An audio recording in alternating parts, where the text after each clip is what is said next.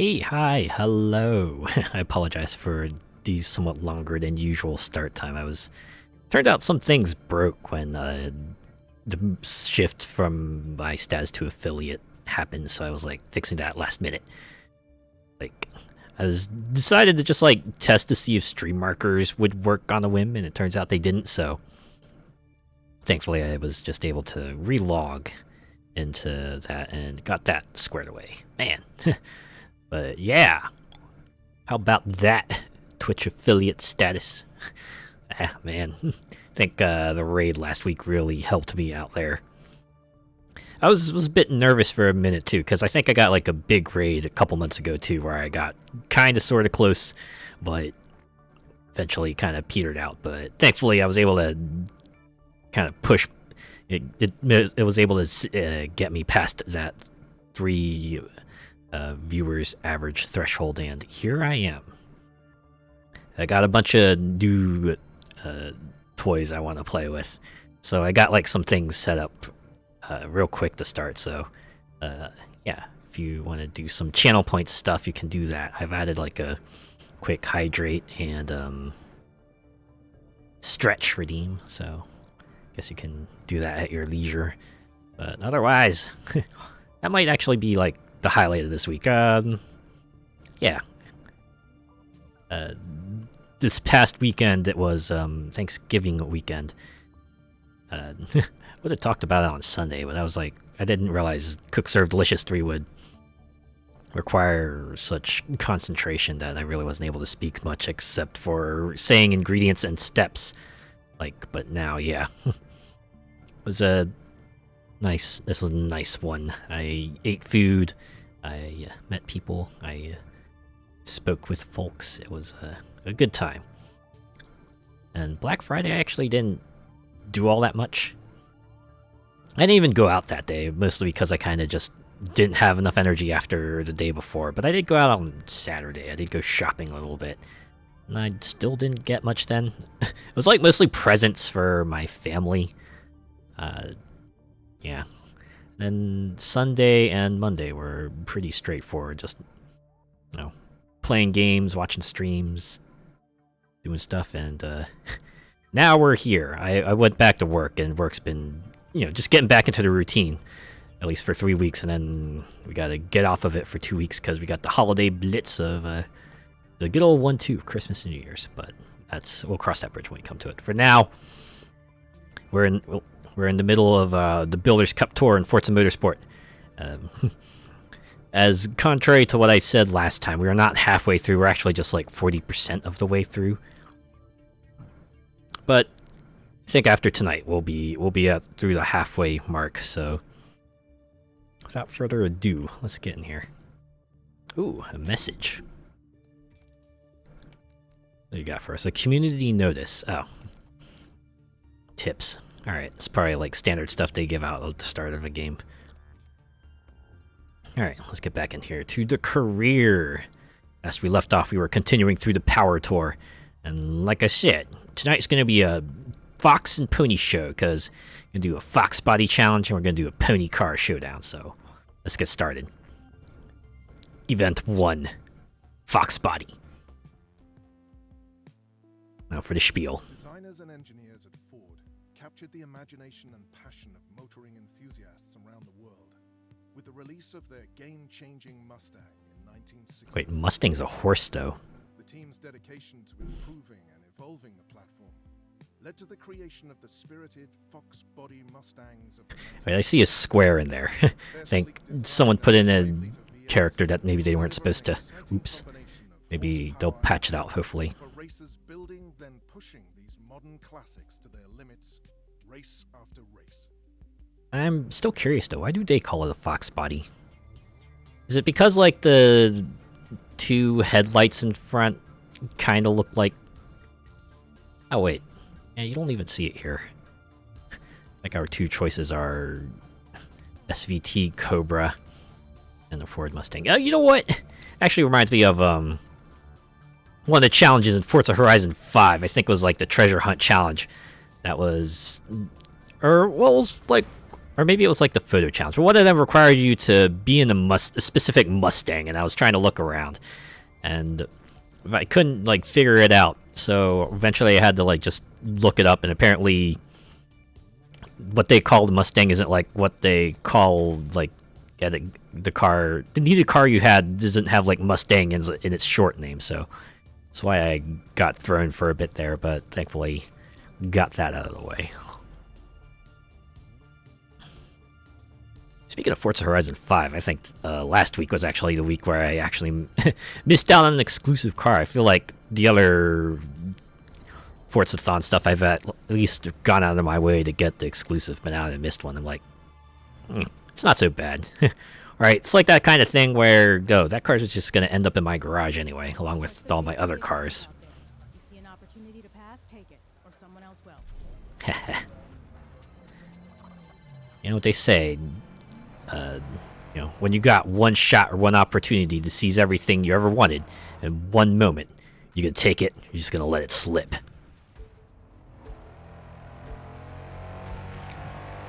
But it's true, though. The opening's there. You gotta make her play, right? No matter what hand you might have at the moment, just gotta play whatever cards you're dealt. Hopefully, it will be good enough for someone.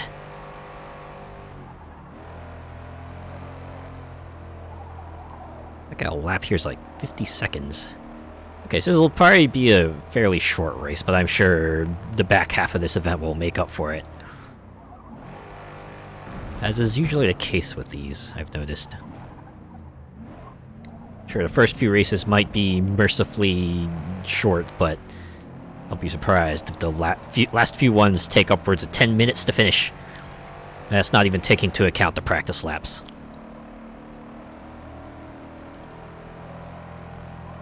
Speaking of which, I haven't done any of the, featured cups ever since I did, like, the first event. Or that first one. I should probably do that. In fact, I probably should have done some races so I could get some credits so I could buy the cars I need to do the events. I guess I should be glad that the Builders Cup ones so far don't require a gigantic buy-in. Like, most of the cars you need for it, like, pretty affordable. Right? It's like, usually, if you buy the car, you can make back the credits you needed to get into the event to start with. So that's pretty cool. And presumably you'd be playing so much for Forza Motorsport outside of the campaign that you would have enough credits to buy the other cars you would need for the extra events.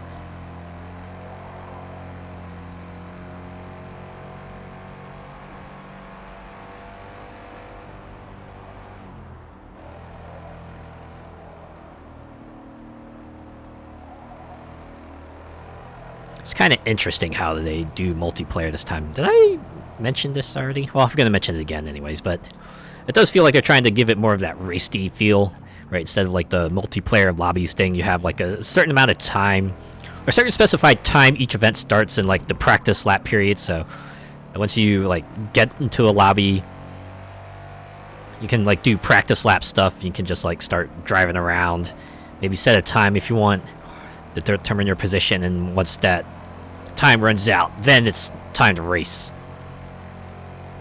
That's when you try to do your thing. Ah, practice is done. Let's move on.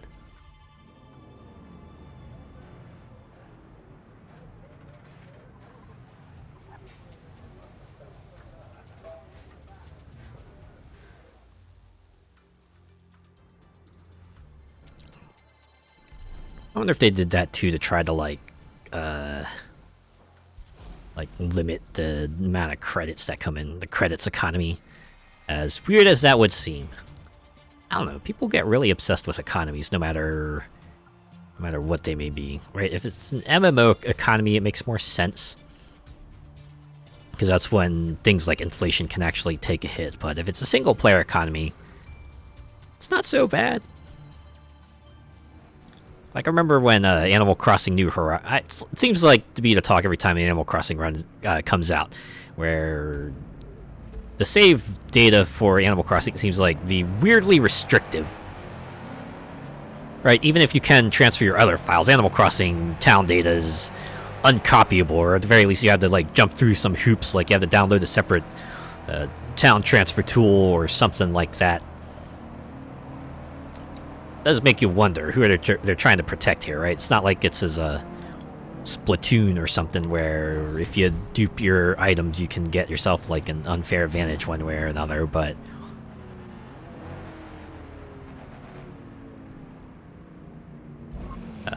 wow.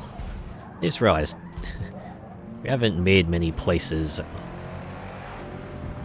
And again, we have 8 laps with which to catch up, so maybe it's not so bad. But yeah, anyways, Animal Crossing seems like a weird thing to try to be strict over. Like, even if we're talking like event items, it's all cosmetic stuff. It does not seem like the kind of thing you would need to keep on a tight leash for one reason or another yet. Every Animal Crossing that comes out seems to have a really, really complicated process to, you know, move save files to protect their integrity, what have you. It's a weird thing to kind of focus on. Bit of a shame, because, you know, the rest of Animal Crossing is great. Being able to customize a whole ass town / island / wherever you get to be fun. Of course, clothing and furniture and house customization and everything is also real fun. Oh, wow, that's not a penalty, huh?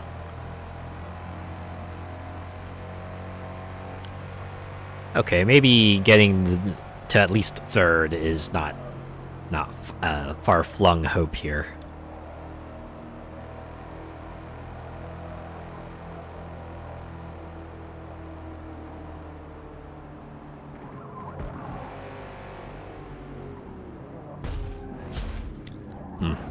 Do people have like a particular favorite Animal Crossing? Kind of torn, right? Because the two I've played among the two I've played extensively, both of them I have to say I enjoyed one way or another. Might actually have to give it to New Horizons now that I think about it, because the customization is so much more free and extensive. Right, while New Leaf might have like the whole street pass / spot pass thing, New Horizons really just brought it all together with the being able to not just set public works outside, just like whatever furniture and decorations you want, not to mention the increase in customization for clothes, and you know, their expansion was like much better handled. Like their Happy Home DLC was pretty fun, pretty cool add-on, pretty cool supplement to Animal Crossing. Whereas in, was it the 3DS game was its own separate game, and you know, being an individual game, you kind of wonder what the end goal of it is, but there really wasn't. But as an addition to New Horizons, it was pretty good.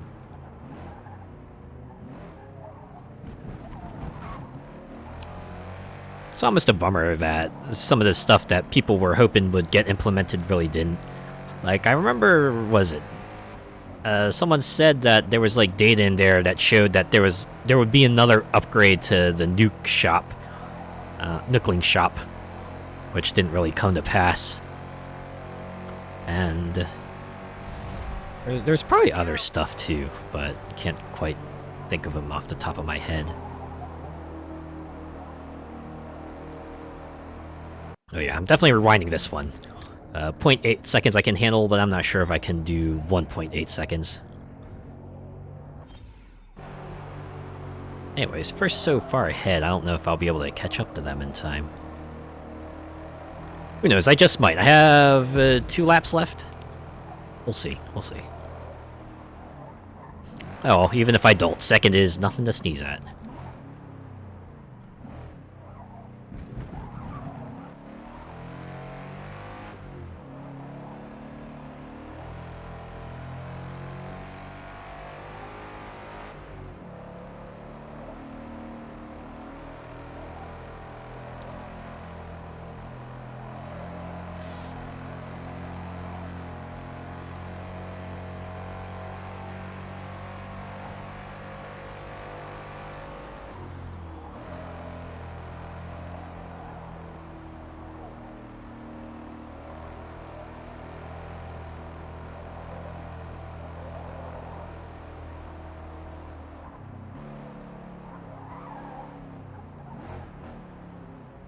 Alright, so random question. What is everyone's favorite food?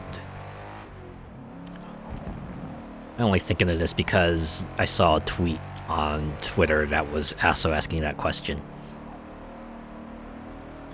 I think when it comes down to it, whenever someone asks that question, I'll probably have to say my top favorite is chicken fettuccine alfredo. Because I like pasta, I like chicken, I like cream-based sauces, and when you put them all together, it's a real good combo. That being said, I like to just also sprinkle extra Parmesan on top because, I don't know, it just feels right. A little crumbly cheese on top of the saucy pasta. I think second to that. Maybe spaghetti? Might be more of a comfort food. I'd admit, I don't do too much to mine. It's just like tomato sauce, meatballs, and cook some noodles, put them all together, boom. Good work out there. No. It does take some prep work, but the prep work is like very straightforward. Honestly, one of the things I want to do is maybe just learn how to make my own tomato sauce. That sounds like it might be fun. I did try making my own meatballs like a couple months back. I don't think it quite got there. Like, I was trying to follow the recipe, but I just ended up with like giant bread chunks in my meatballs, and you know, they were fine, but I feel like I could have made them better. I mean, I added like seasoning and everything, so you know, I sprinkled onion powder and garlic and some other seasonings in there.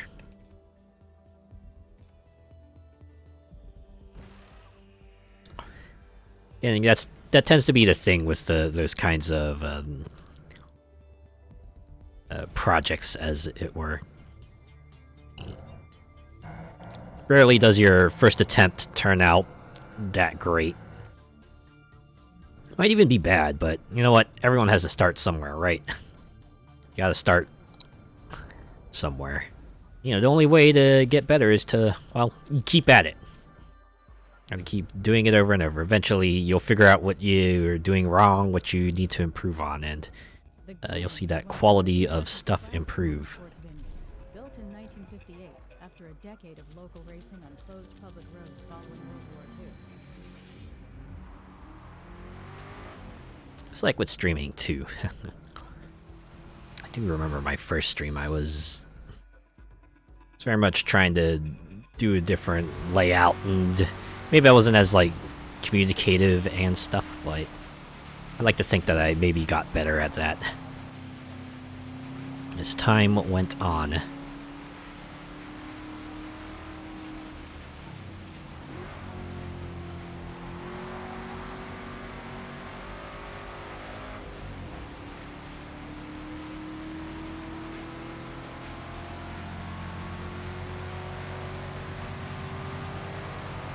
Man, I am really missing last week. It was really lively in here after a bit.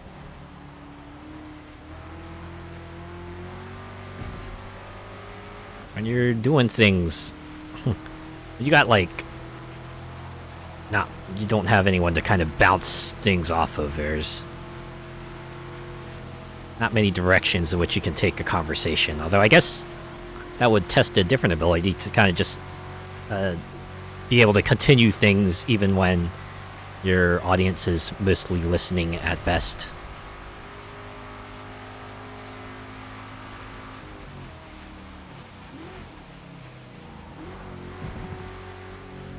One of the things I think I need to start doing is just maybe open up a text document and just like start jotting down conversation ideas.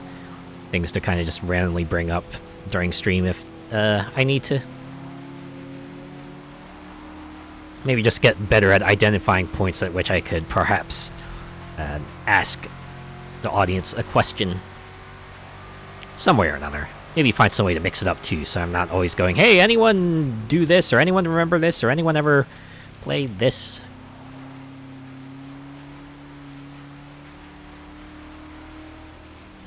Speaking of doing this or playing this, that Steam Autumn sale. What was everyone's take on that?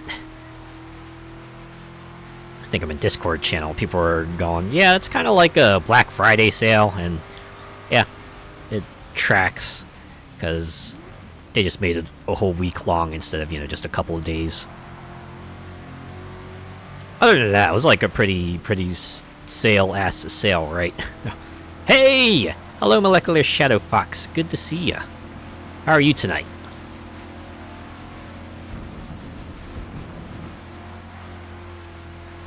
But yeah, I didn't go whole hog on buying games during this autumn sale, because I know there's going to be a winter sale coming in a month. So I just bought like mostly games under $10, and Mass Effect Legendary Edition was $12. So we're pretty good there. Congrats are in order, I see. Oh, thank you. Man. Kind of stoked. I'm stoked I got affiliate status now. This opens up a whole world of possibilities. So now I got like channel point stuff I could do. I can just throw up emotes now. I got some now, but they're like Twitch supplied emotes and they're temporary. I'm looking around to see maybe who I want to commission and what kind of emotes I want to get. So, yeah.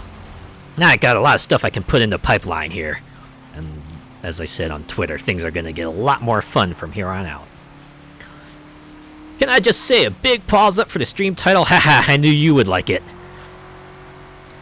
The old Fox and Pony show, am I right? I happen to be driving a Fox body Mustang right now. That's what they said anyway.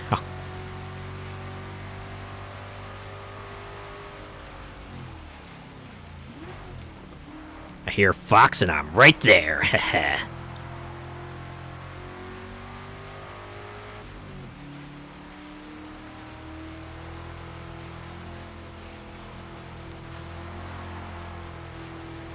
Yeah, apart from emotes, I want to maybe look into doing that sound alerts thing too. I've seen it on other streams where they'll have like buttons in their channel points menu and on the side where you can just like play funny sounds on their stream, and it seems like it would be fun.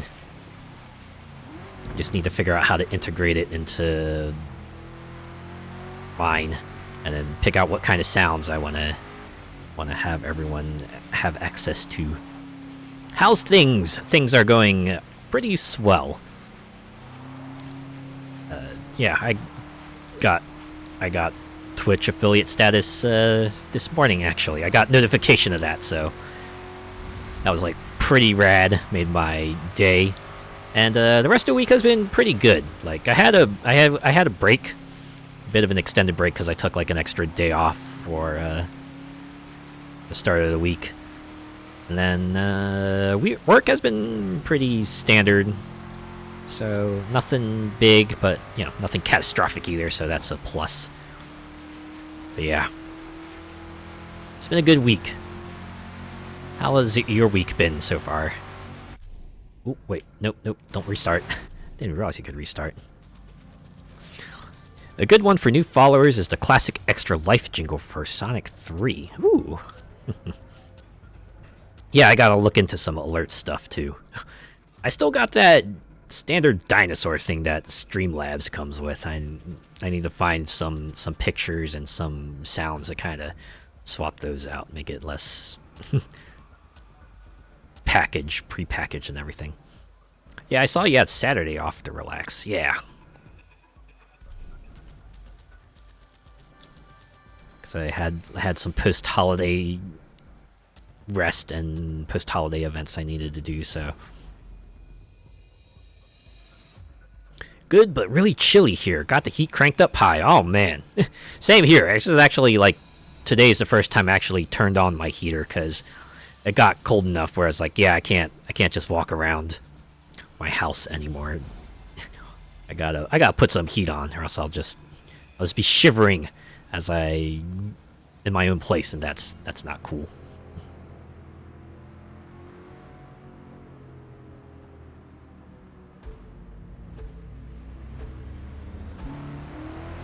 Was white over with frost at 5 this morning. Oh my god, it's very cold. Sheesh.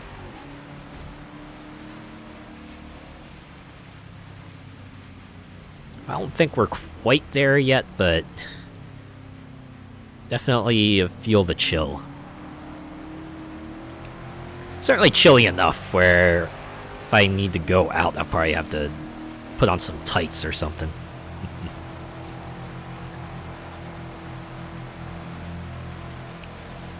I need to start finding more of those, just some nice warm weather tights.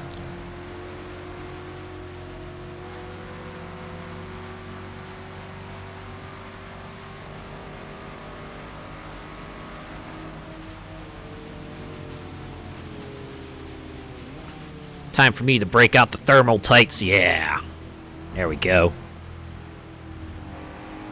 Yeah, there's something about having that sort of form-fitting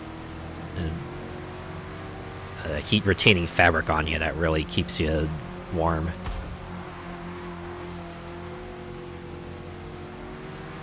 It's like either that or layers at least kind of helps.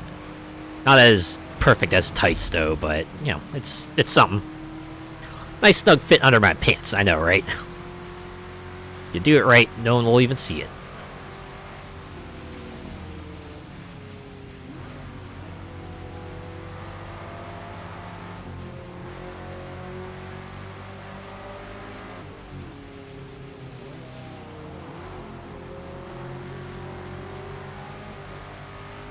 Under Armour heat gear is handy to have too. Oh yeah, I can imagine. It's kind of like a thermal, but like a different kind of thermal. That's more of the kind of the shiny exercise shirt style, whereas you know, your regular tights tend to look more woolen.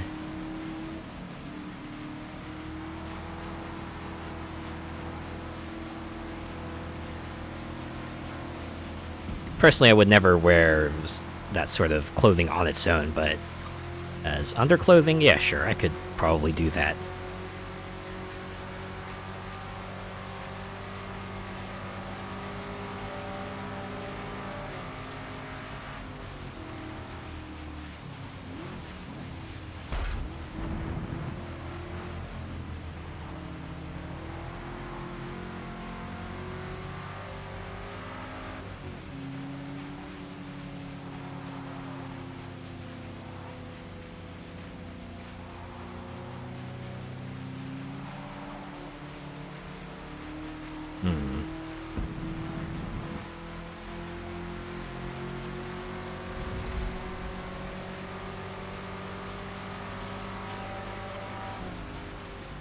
I'm also eager to see if this is going to be one of those events where the rain gets more intense.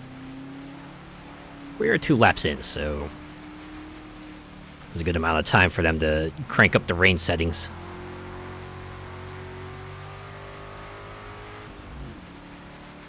We're about to hit lap 3. The heavens have opened!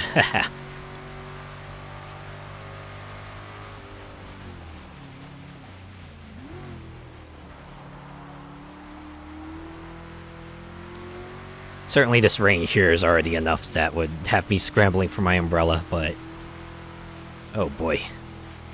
If it gets worse, I'm just like, aw yeah. I'm gonna be drying off my clothes when I get back to my place. Be nice if they had large puddles on the track during torrential downpours. Oh man. If I remember correctly, that was like one of the tech things they had for the last console generation.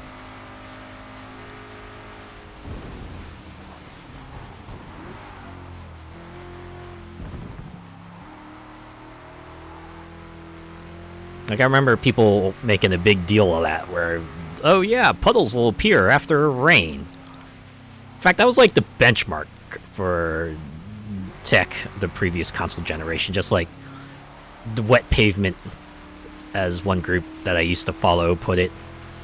It's like, how good does that wet pavement look? But now good-looking wet pavement seems to be the standard I don't even know what the benchmark was for the PS5/Xbox One generation. Was there any? I had to admit, when they came out with them, I didn't feel like there was like much fanfare to it. I guess the PS5 UI was a pretty substantial overhaul from the PS4 UI, but I was like watching some videos on the Xbox Series X UI, and you know, it looks a lot like the Xbox One UI, but of course it's on a system with more modern hardware.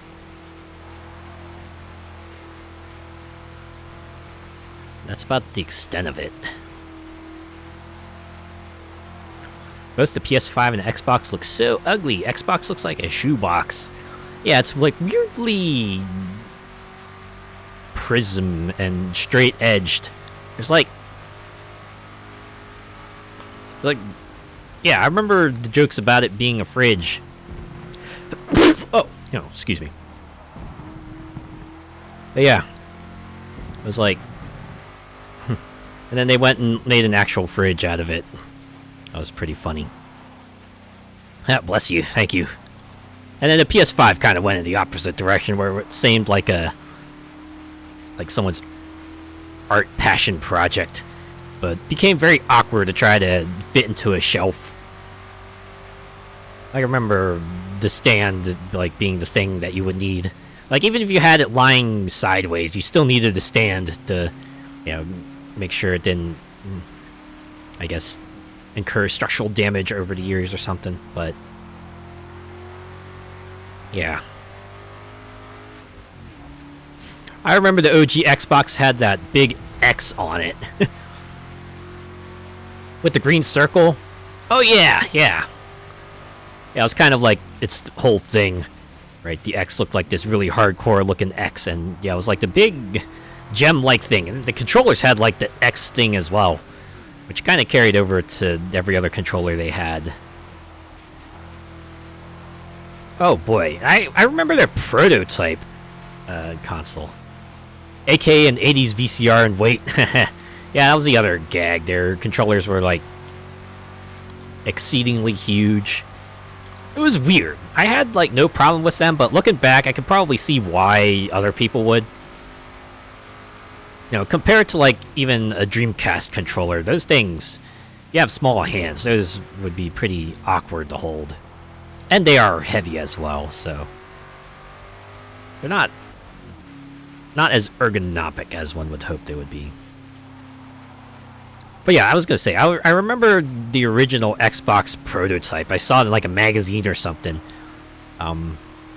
Instead of, you know, being a giant black box, which was it was funny, it was awkward, but certainly miles ahead of its original prototype. Was like a literal X. It was like actually a 3D X, and you know, it led to a bunch of jokes like, you know, where did the discs go, and how's everything connect together, and how do you stack this on a shelf? So I'm glad that got a redesign. The UI for it was so cool. Yeah, it kind of looked like that sort of mid 2000s version of a sci-fi UI. It had a bit of a hardcore feel to it, which I guess tracks with everything else they did. The Dreamcast one was so badly thought out. It's kind of funny because it did feel great to hold, but yeah. Whoever thought it was a good idea to put a wire on the bottom of the controller instead of the top was like, dude, what? Why did they do it like that? Apart from, you know, just being different. Certainly made it real awkward when you wanted to, like, you know, stand up and go to the console and, like, you know, swap discs or turn it off or something. So make sure you didn't trip over yourself. Probably because of having to put the LCD memory card on the... Oh yeah, I forgot about that. Right, the VMU, Visual Memory Unit. Man, that was another innovation that seemed like really cool on paper, but in practice didn't quite pan out. don't know, some of the games did some pretty cool stuff with it. Like I remember, was it Sonic Adventure?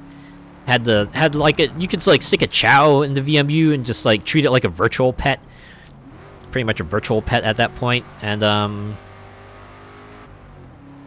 I'll say there was like another game I think where you know, you could like download data and it would turn into like a little mini games machine.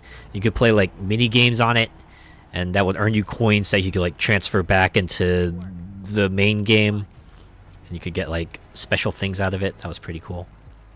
Yep, I did that. A next gen Tamagotchi. Yeah, I did that too. It was really fun for what it was.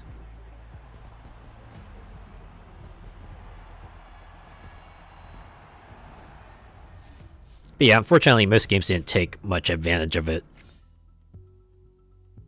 You know, the ones where implementation was truly inspired was probably few and far in between, but it was really cool.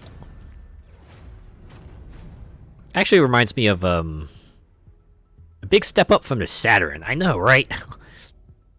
Unfortunately, the shadow of the Saturn was kind of too big for the Dreamcast.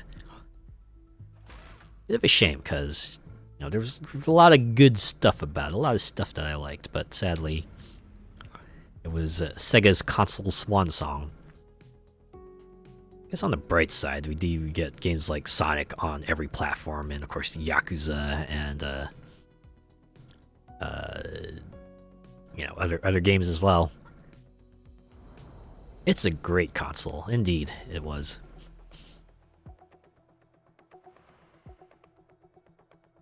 Yeah, a lot of memorable games I played on it, like Power Stone 2, Soul Calibur, Sonic Adventure series.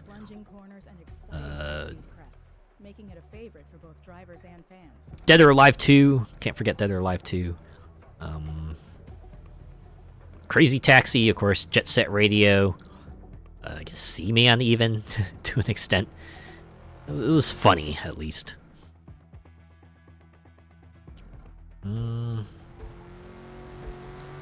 Yeah, Quake 3, Clockwork Knight. I guess Unreal Tournament as well, when you think about it. At the very least, it was interesting how they managed to translate it to console.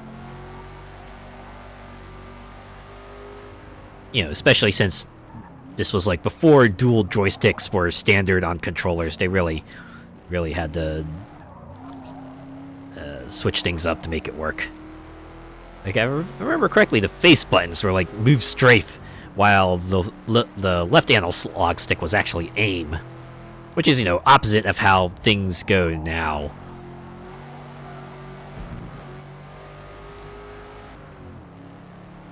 Yeah, and then since there were only 2 trigger buttons, you had to have like one assigned to jump and one assigned to shoot. Which I guess made things a little bit more awkward for Unreal Tournament, because they had the secondary fire, which I guess they must have implemented in some other way. I'm guessing they must have like assigned it to a D-pad action or something. I'm glad they didn't continue those huge CD cases that the Saturn had. Yeah, that's must have been just like a pure material cost thing. They realized, oh yeah, we could probably cut a little bit out of the cost of manufacturing these games if we made the CD cases half size. You know, that would lead to a bunch of other things too, like having to make the inserts half size and the instruction manuals half size.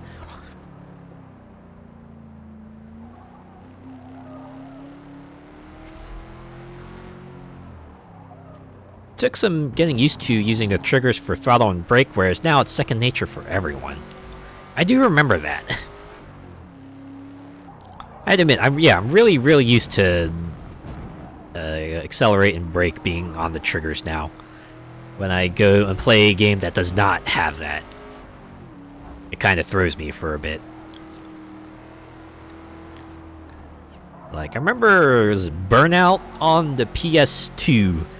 I remember still uses the old scheme where X is like accelerate and I think boost is also on the face button.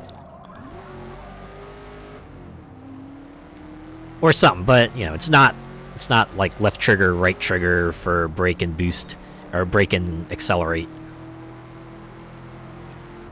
Square was always brake. Ah, okay.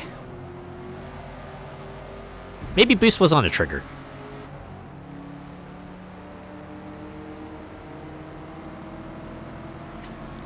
Or, you know, playing something like Mario Kart.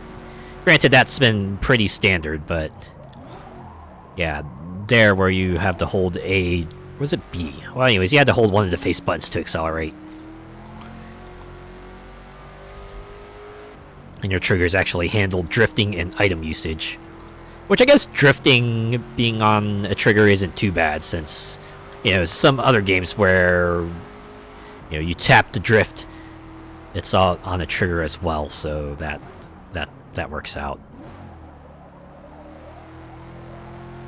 Item usage on a trigger, I guess, is fine too, because you kind of want like a one quick access to being able to throw your items and stuff.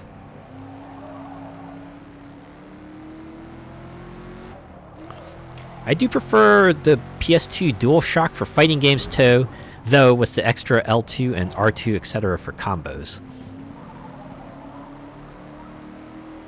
Yeah, I do like the controllers. With the extra buttons, you can just assign them to having like multiple buttons pressed at once. It's real convenient.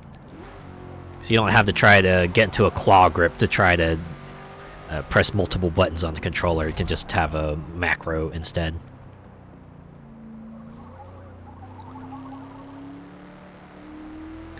Though, I was actually talking with my siblings, and when I brought that up, they suggest, hey, why don't you just get like a fight pad? Get like a controller that has like, you know, the 6 face buttons, so that you can have them all right at your fingertips and you don't have to do any sorts of claw grip shenanigans to hit multiple buttons. And I didn't pick one up for some reason or another. I think it was because it was like out of my budget at that month and I just forgot, but yeah.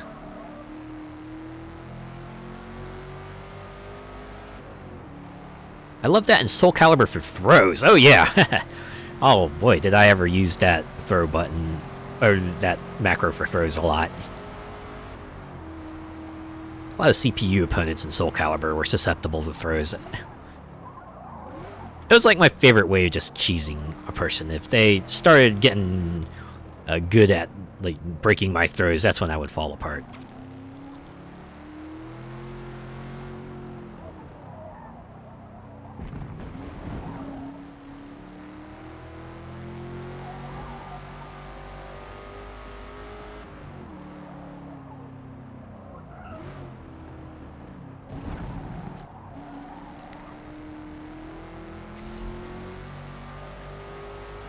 Or button mash to get them to fall off the stage.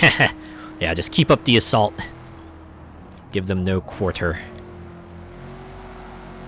Against more skilled players, they could probably read you like an open book. But yeah, if you're playing like a casual match, then yeah, it's a fun way of doing things.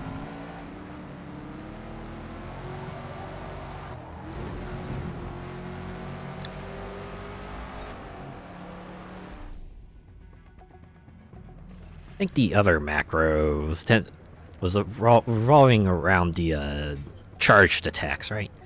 It's the one where your weapon would just gain like red lightning and you would do a super heavy move that would knock him back if it connected.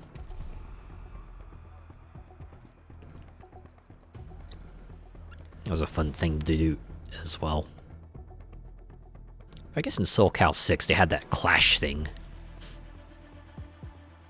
That's pretty fun to look at as well.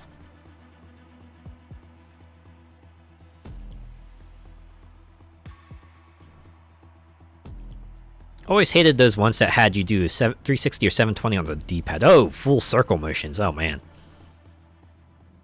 Yeah, those got super annoying, especially if you're not fast enough to input it and your character just jumps.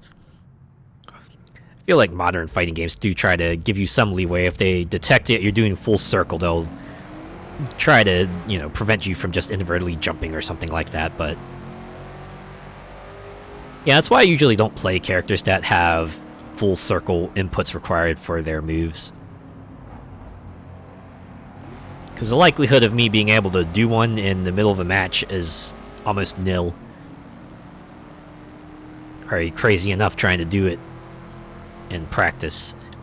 Trying to do it live with pressure and an actual competent opponent who will cave my teeth in if I read them wrong. Yeah. So I guess for the most part, it seems like full circle inputs tend to be reserved for grapplers. You don't see too many like special moves that require that kind of input outside of like grapplers. So I mean, it's not so bad. Because I don't play grapplers. I tend to be more of a rushdown player. I like to just get in there and do a bunch of stuff and give the opponent very little room to think and try to maneuver around me.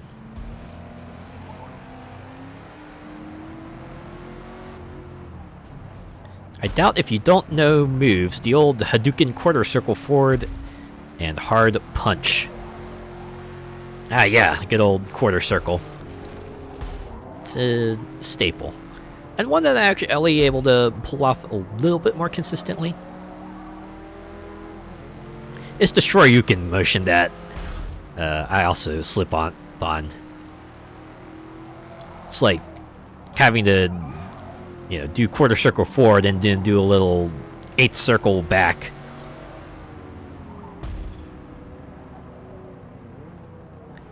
Because sometimes I go a little bit too far, or sometimes I don't go far enough. And I end up like triggering the wrong move, and it's like, oh man, that's not what I want, and just leaves me open for a world of hurt.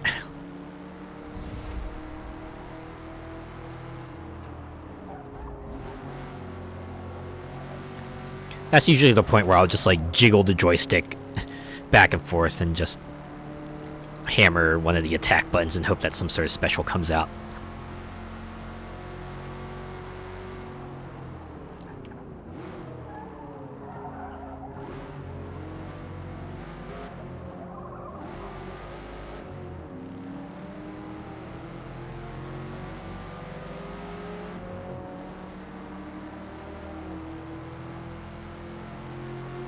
I guess that's why I can appreciate like some games having a bit more of a easy input option. Things like say Street Fighter 6 giving you that sort of modern control scheme, or something like say Granblue Fantasy Versus, which also gives you like an easy input version of specials that are on a cooldown instead, and you know, give you a damage bonus if you decide to do a classic motion input. Bane of my life was Sagat with that damn tiger uppercut. Yeah, there are those special moves that you just want to be able to pull off consistently, but you just can't. For one reason or another. But yeah, I think people, at least most people I say, is that, you know, the challenge in the fighting game shouldn't be being able to pull the motions off. It should be like knowing when to use the move, right? You shouldn't be struggling with trying to get a Shoryuken out. You should be trying to learn how to, or at what situations at which a Shoryuken might be appropriate.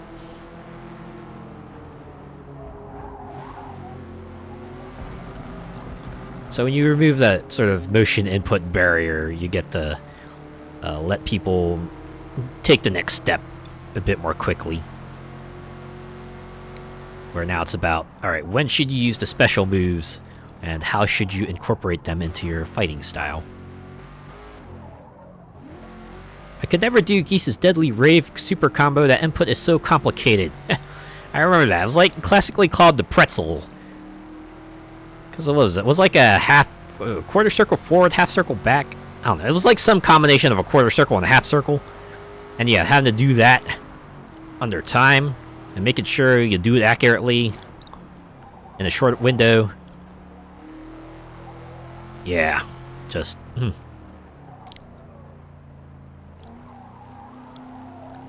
Good to use as anti-air with projectiles. Yeah, things like that. Here it's like, alright. Instead of struggling to do the special move, it's like, okay, maybe you can intuit where you would want to use a special move, or you see other people do it and you're like, ah, okay.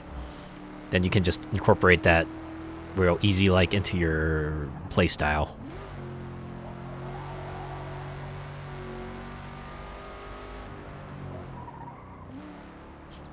I actually logged back into Street Fighter 6 for the first time in a while. I actually put that down for a bit because, I don't know, I guess I did everything I wanted to do in that game, and, you know, I finished the world tour and did most of the post stories, side quests. I was like, yeah, alright. Went back in because, you know, they were advertising, hey, we're gonna give you like a bunch of free stuff for a limited amount of time. They had like other collaborations running as well. I also saw they had Aki, which I think came out. It was a while since she came out, but I didn't start up that game since her release, so I guess I could just jump back in the World Tour and see what sort of quest she has. Maybe get her fighting style as well.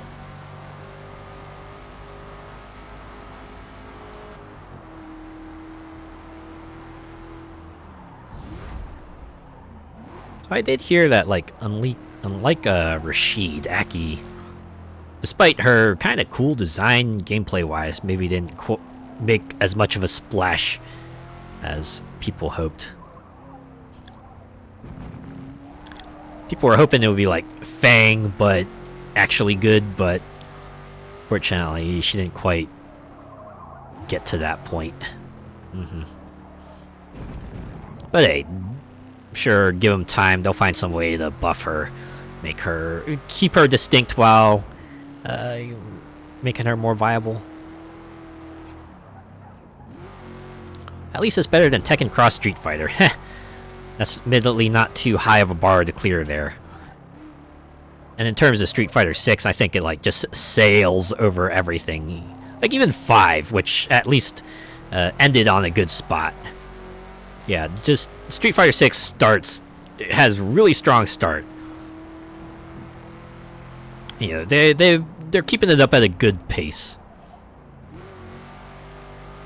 I guess even if you know, you don't care about new characters and stuff, the fact that they're updating World Tour occasionally with the quest here and there, you know, the fact that they have additional customization items just like popping up every now and then as well. It's all pretty cool.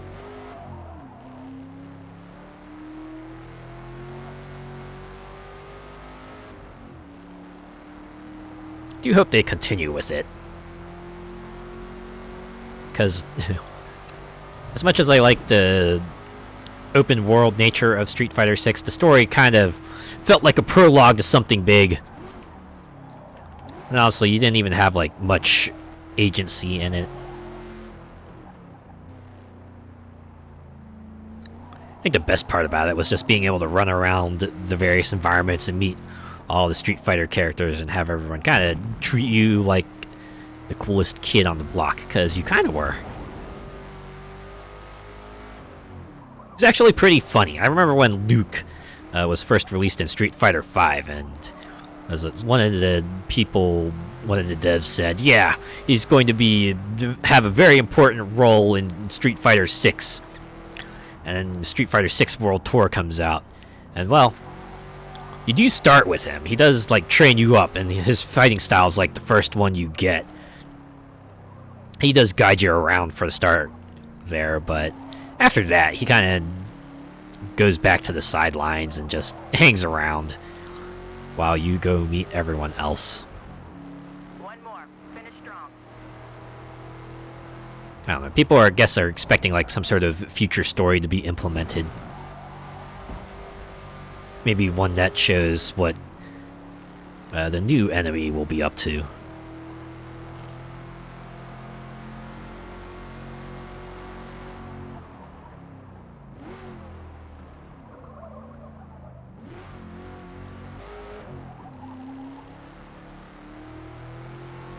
That said, I do personally hope that they do update other things that aren't, you know, World Tour and characters. I mean, those are important, don't get me wrong, but I hope they do add some other stuff, like, in the, what did they call that one? It wasn't Fighting Ground, was it? Yeah, it was Fighting Grounds, right? That one, the one on the right. Hope they add some more stuff there.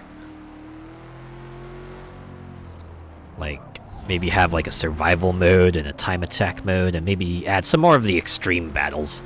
The ones they have are great. Seem like they would be great at parties, but it'd be neat if they could like throw some more in there. I'm sure they're getting like data on it. I'm sure it's being uploaded on a server somewhere. They're finding out how much people are playing each mode. Maybe that's why they're focusing on like World Tour stuff, because that's what people play the most. Who knows? I'm just spitballing here.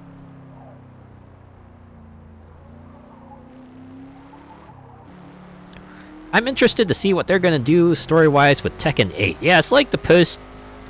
It's all the post Mishima stuff, right? That saga kind of ended with 7, so I do want to see where it goes with 8.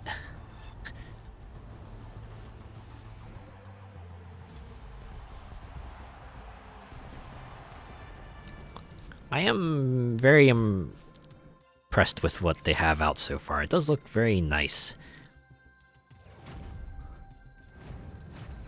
I guess I'm talking from a gameplay angle now, but yeah.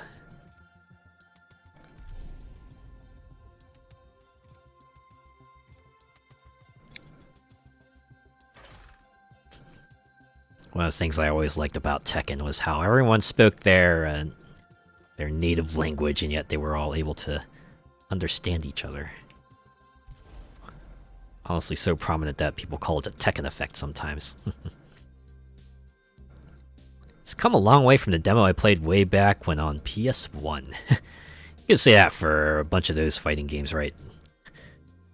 It's like Tekken clearly has a big glow up when you compare the old to the new. I guess same deal with like Dead or Alive and Soul Edge and Virtua Fighter. Just seeing their most recent iteration compared to their very first. Right, you can see the foundations being built, and you can see how they iterated on them, and you know, see the history too. It's like, oh yeah, this is the game where they tried this thing, and then maybe they went in a different direction for the next game because you know, they saw how that panned out. Good story, memorable characters, good gameplay. Oh yeah. A lot of fun, silly side modes as well. It was like that series where you had the super serious main storyline and then you had everything on the side, which was all much goofier. Like you could take them all out in bowling, and then later games had like outfit customization as well, so you could customize everyone's outfit, so you could you know, give them ridiculous items, certain ones that would even give them special moves. They're just funny. Won't do much, but they're just funny that they implemented them to begin with.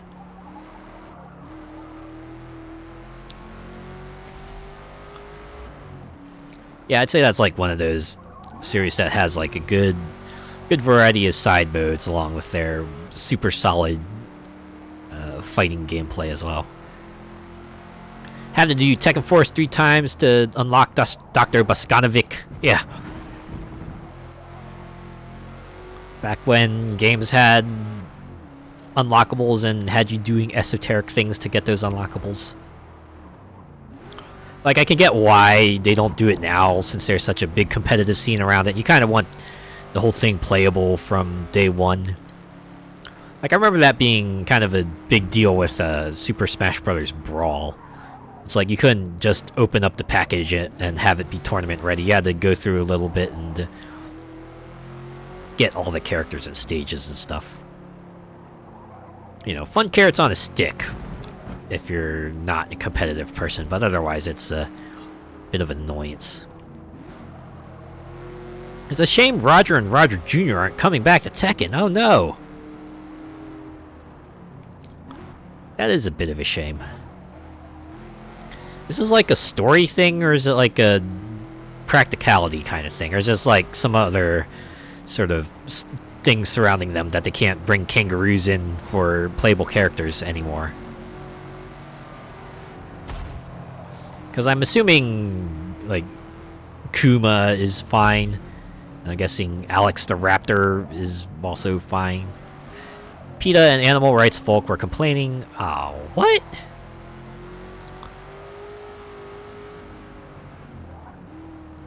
I mean, it's not like kangaroos are even endangered. And you know, they're exceedingly deadly in real life. Like, you don't want to tussle with a kangaroo. At least that's what people have told me. Don't mess with them. There's a reason why they're really good at jumping. And you just imagine them applying that to a kick. Yeah. You'll probably get wrecked, like, super duper hard. Roger and Alex were such a huge thing when they were introduced in Tekken 2. Yeah, I think one of the draws for Tekken series was, you know, they did have their standard fighting game staples, but they also had a bunch more of eclectic characters like Kuma and Roger and Alex, and there was also Mokujin and Yoshimitsu. You know, characters that you might not see otherwise. Did you see that kangaroo recently that tried to drown that dog in that flood? What? Wait, was the dog like... Yeah, that's gotta be frightening. Oh man. Whatever happened to Gone? If I remember correctly, Gone was like a licensed property from another series, which might explain why they didn't come back. Tetsujin. Oh yeah, them too. It held it underwater. Oh geez, so there was a deliberate attempt there. But yeah, that's... oh boy. It's just like, what you see that and you're like, well, what am I to do? I don't want to approach the kangaroo. Right, it's already in a fight state. Imagine trying to get close to it. It'll probably go maximum force on you as well. But yeah, that's... oof. I don't know, I'd be scared witless if I saw that. Even in video form, I'd already be scared witless. Sheesh. Just like, well, that's what they're capable of. So yeah, again, the end lesson being, don't mess with a kangaroo. Despite what you might see on Winnie the Pooh, they're not cute and cuddly.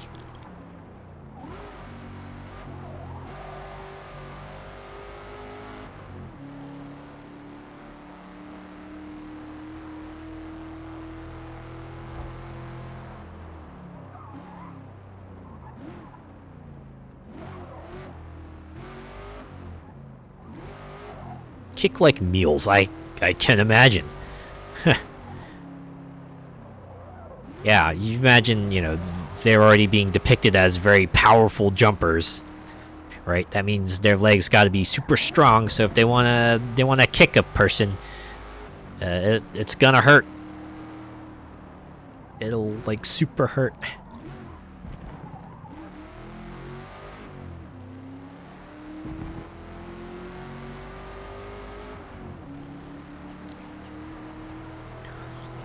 Yeah, I guess that just like feeds into an overall theme. Nature, don't mess with them. Animals are not like out of a theme park, right? It's not. This is in the zoo. It's a very real danger to it. If an animal feels like it's being threatened, it might act in self-defense, and the results most likely won't be pretty.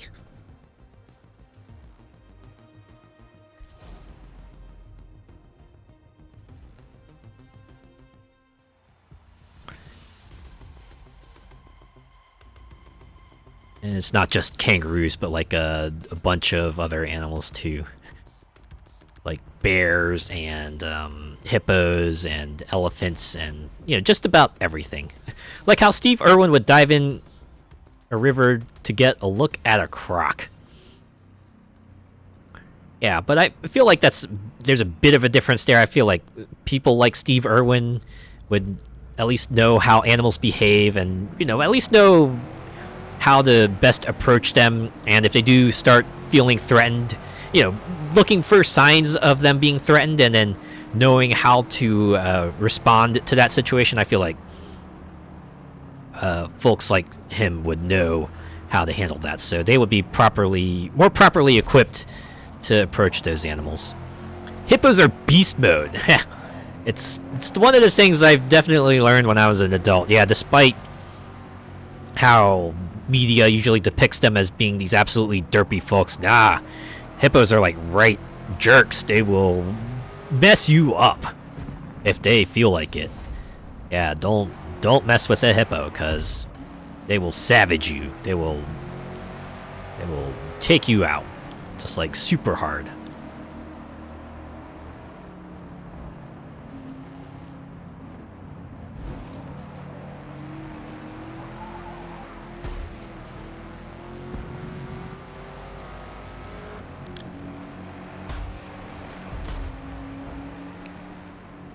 Wouldn't want to mess with those Komodo dragons either. Feel like most lizards and amphibians, I would probably stay away if I don't know what they are beforehand, because there's a very good chance that one of them could be like, is it poisonous or venomous? It's like one of the things I learned also. There's a difference between poison and venom. I forget. I think it's like venom is. I can't remember what the distinction is off the top of my head, but yeah, there's.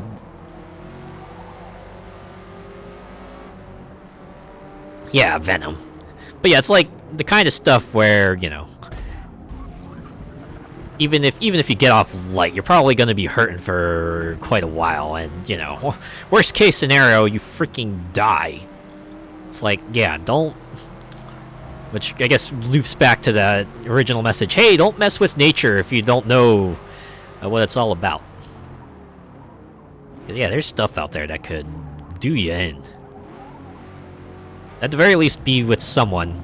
Either study up or be with someone who knows their stuff, and of course, listen to them when they tell you, hey, that might be dangerous. Stay away from there.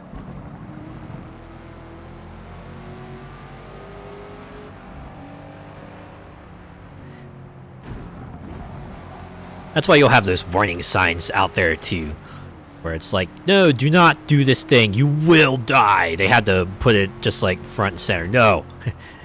The risks here are going to be incredible. You can go out there at your, if you wish, but know that the stakes are going to be unbelievably huge.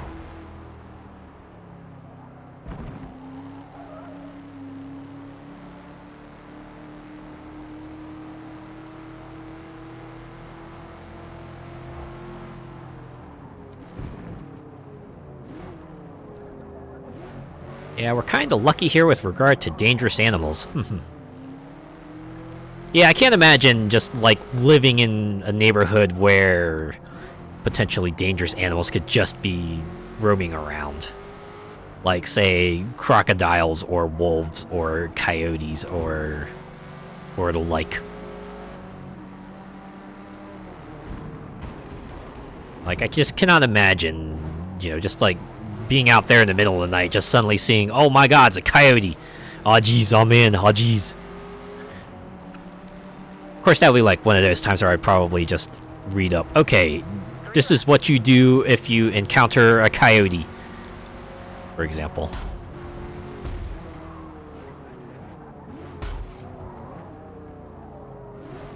Gotta watch those sawbucks though in Scotland. Those antlers will mess you up bad. Oh! I don't even want. Yeah, I can see how that would work. Yeah, I think it's like the same deal with moose, right? You don't want to mess with a moose, although it's kind of like not only could their antlers mess you up, they could probably just like trample you too if you know, given half a chance. I guess that would be the other danger of the wilderness. You're very far away from like people who could reasonably help you. Might take you a while, and you know, given with the way some injuries and some things can just like take effect, just might there might not be enough time for them to come to you and get you out of there and get you to a place where you could be treated. Aren't they like 300 pounds? Something like that, yeah? Yeah, just imagine some kind of body with that weight just like running into you. It's like being hit by a truck or a boulder. Granted, trucks and boulders are probably heavier, but, you know, 300 pounds isn't nothing to sneeze at. It's still gonna mess you up real bad if it smacks into you. And, you know, they aren't just going to stop at smacking into you, probably. That's kind of the thing.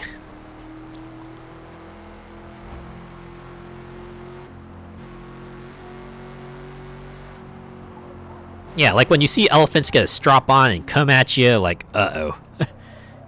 It's like, yeah, you done messed up.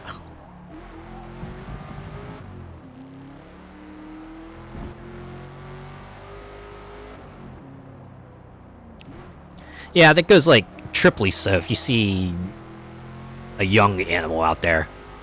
Right, don't approach them, despite how cute and cuddly they might look, because it's very likely their parent is nearby, and you know their parent's gonna go full defensive mode if they feel like their kid's being threatened. They will not hesitate to defend their kids at all costs. Camels, too. I've seen them spit and bite. Haha. I think I saw a video of that on Jimmy Kimmel. They had like that as one of the cold open videos. It was like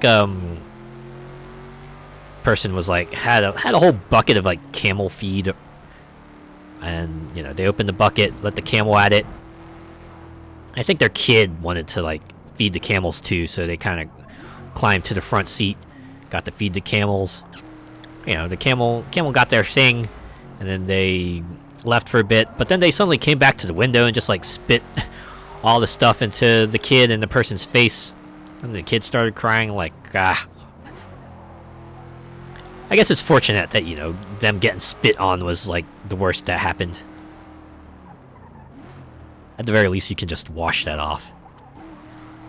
It's just a shocking thing to have happen at the moment. Which is, I guess, to say, even camels, which are depicted as these goofballs in media, are also... Final lap. You got this. They will also fight back. The most uncomfortable mode of travel in the desert. I can imagine.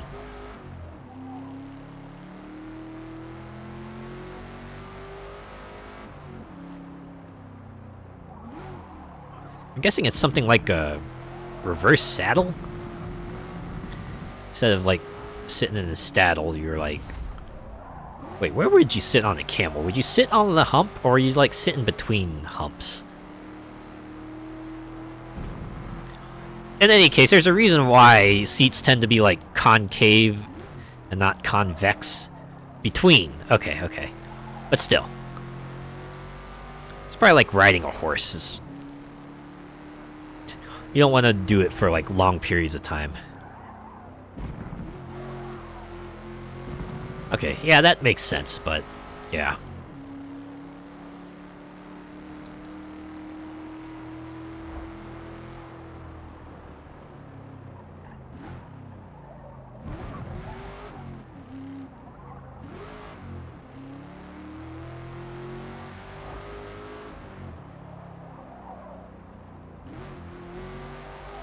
I'd rather take an off-road buggy.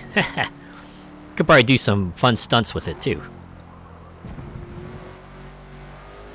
So I imagine that comes with its own challenges. You gotta wear protective gear, gotta make sure you got clothes covering your body, probably get some goggles, because, yeah, that dirt/sand is probably gonna be real abrasive at high speeds.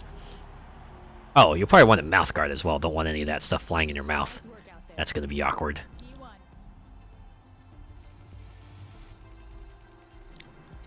Bin bag to wear for the dust, yeah. Things like that.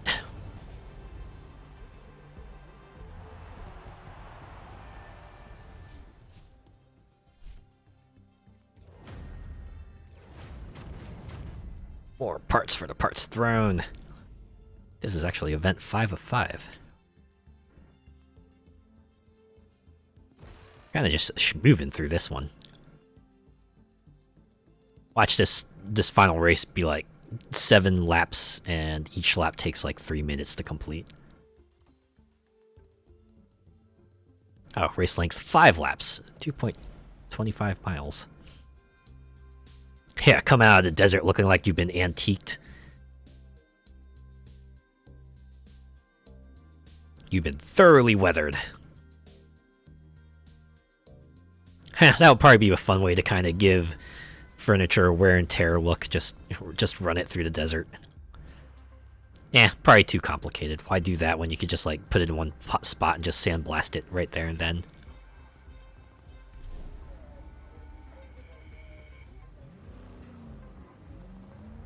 Would be fun though. Would be fun.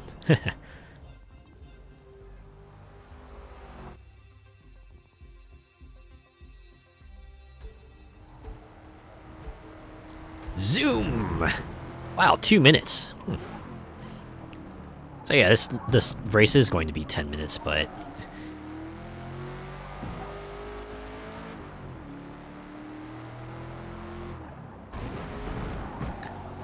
never had that, but had mud from off-roading. Ooh. Yeah, that tracks. I imagine that's probably part of the fun.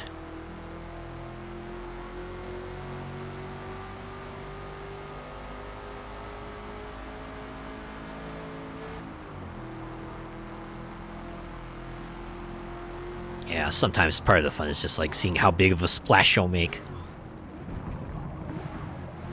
And hey, you're gonna clean it off at the end. Probably need like a big shower and a heavy duty wash for all that, but it's gonna be fun. Oh yeah, teenager plus dirt bike equals angry mom because of the dirty clothes. I can imagine.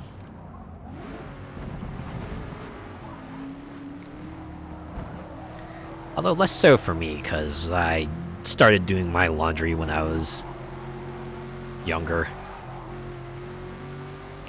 Which, you know, turned out to be a good thing, because, hey, your parents aren't going to be doing their laundry for you forever. So I guess that transitioned quite nicely when I started living on my own and had to do my own laundry. But yeah, someone else is doing the laundry, and you see them walk in, and you're like, oh, great. So I just gotta throw another outfit in there. And, you know, might have to take some further measures too, like maybe have bleach or fabric softener to make sure I get all those stains out. Learned early, eh? Yeah, I did. It's like one of the things I can at least be grateful about. It's like one of those things where, yeah, it's useful to have, because, hey, you're gonna have to learn eventually. Might as well do it while there's still room for you to mess up.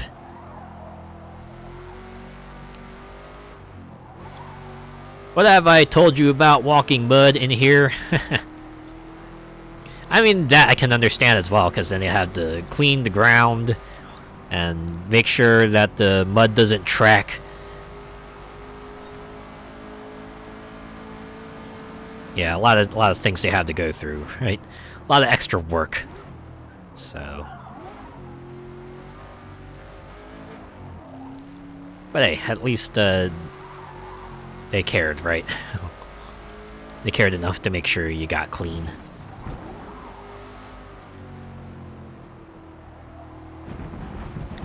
I didn't learn until I was like 20.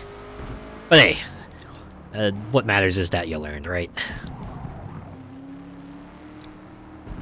And you know, once you figure it out, you realize, hey, it's not too complicated of a process.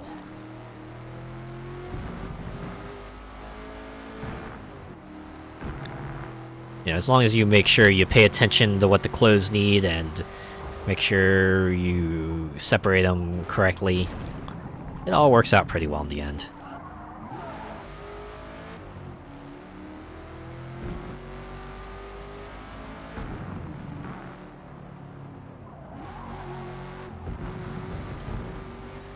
You have to on your own. You're thrown in at the deep end of responsibility. It does astound me a bit. I personally didn't experience it, but yeah, I've definitely read plenty of stories about people who kind of go out to college at the first time and they're just overwhelmed by all the things they have to do on their own now. Where it feels like for me, I already started doing stuff autonomously a bit because my parents made me. Right, things like maybe not just laundry, but maybe a little cooking as well, little chores around the house, maybe yard work as well. Which, in the end, I get it. Because, yeah, you're gonna have to do that stuff eventually. I'm glad I learned to cook as a kid.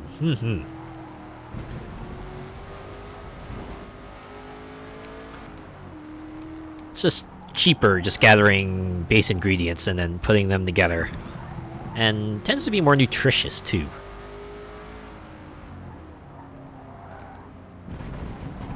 Otherwise, I'd be living on ramen. The classic struggle meal. That's the thing most college kids lived off of. If it wasn't frozen food, it was probably like canned soup and or noodles.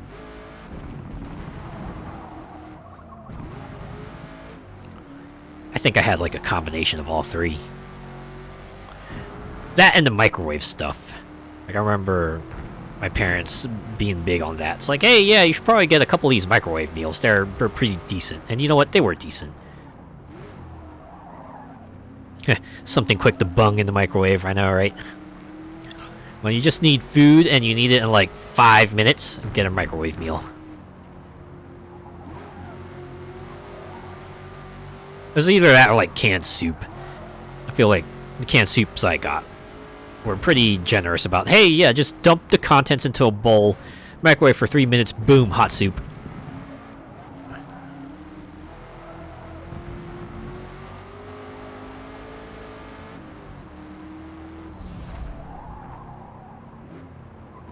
Imagine soups old weren't that much different, but...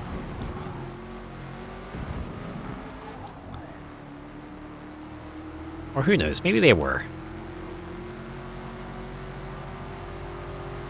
I know some of them do have like the alternate heating instructions that tell you how to pour it into a stovetop and then let it simmer there for a bit before you serve it up.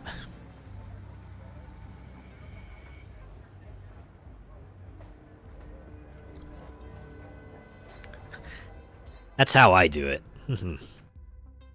Imagine it probably tastes better that way too. Lob it in a saucepan, right? I should try that once, just like heat up canned soup in a pot or something.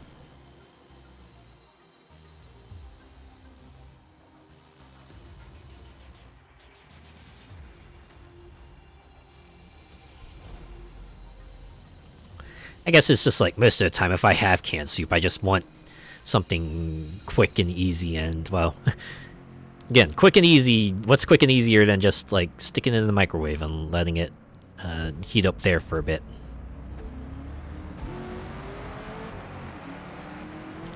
While it's heating up, get some slices of bread to dunk in. Oh, I like using crackers for that. I always have like a couple packs of crackers on hand.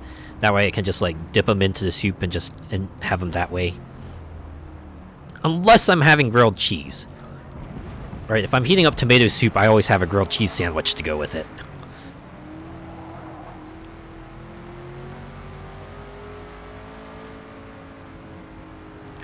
My BF told me about you having crackers with soup there. Oh, yeah. So it's a pretty common thing to have, especially if you have, like, say, something like clam chowder. They almost always give you crackers to go with that. That being said, I also like having some plain crackers with chicken soup or... well, like most any soup, really. Even, like, potato soups, I'll have crackers to go with it, even though the grains requirement was technically already met. A total foreign concept to me. Huh. Guess they don't do crackers with soup in the UK, huh?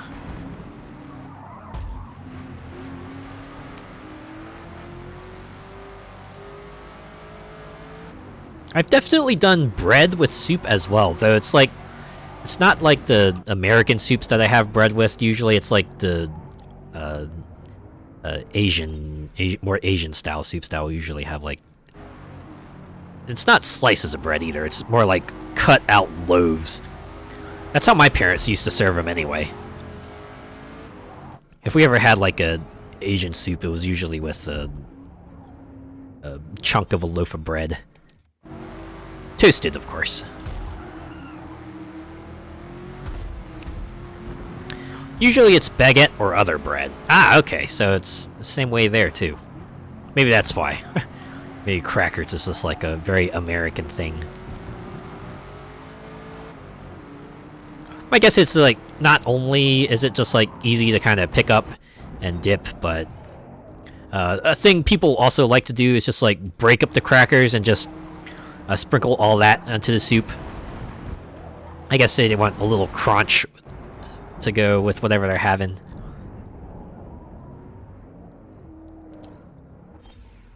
I don't know, I think it's like pretty decent. I did that with New England clam chowder once. It worked out pretty well. Personally, I prefer to dip, but I can see the appeal of having crushed up cracker with your clam chowder. I've seen folks do that with chili. Oh yeah. Yeah, I can see why they would do that with chili as well.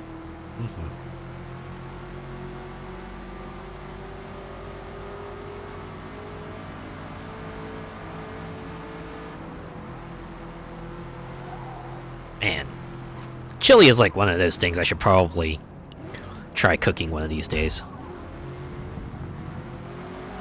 Probably real easy to make a bowl of it. Man, thank goodness for the internet, right? It's like real easy to just find a recipe of a food you want to cook and then prep the ingredients for it.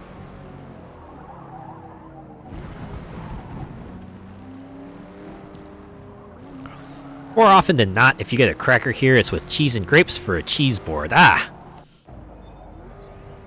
Yeah. I think we have something like that here, too. Although occasionally we'll also have, like, meats to go with it. Sometimes it's, like, sliced meat. Sometimes it's, like, meat cubes, but... yeah, good old charcuterie. Which is a term I learned, like, not too long ago. I used to call them just like appetizers, right? It's that sort of finger food that you just like have real quick in between your huge plates.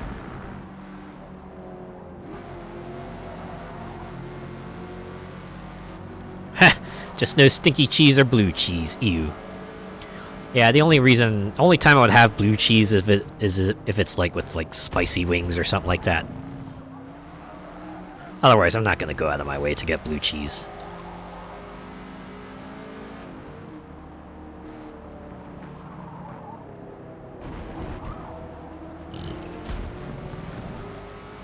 I guess even then, if they have the like option for like ranch dressing or something, I'd probably get that over blue cheese. Only because I slightly prefer ranch over blue cheese. I used to like ranch a lot, but then I kind of moved away from it. I think it's like a bit too rich for my taste these days. I'm more likely to go for like a good old vinaigrette. It's usually more up my alley. Although I like Thousand Island. Thousand Island has still got that tang to it that I kind of enjoy. The broccoli and Stilton soup stinks to high heaven. OMG, it's like sweaty socks or something. I've always been intrigued by like a broccoli and cheese soup. Like, who first put that together?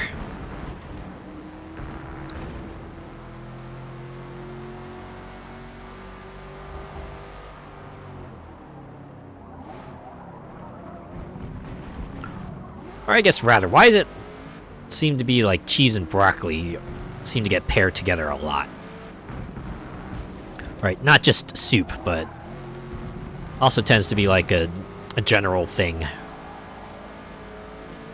Like I've seen that being offered as like a side dish.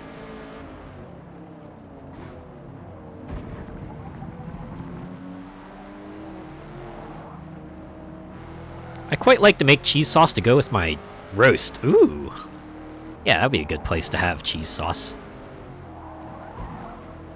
Meat and cheese. It's like a classic combo.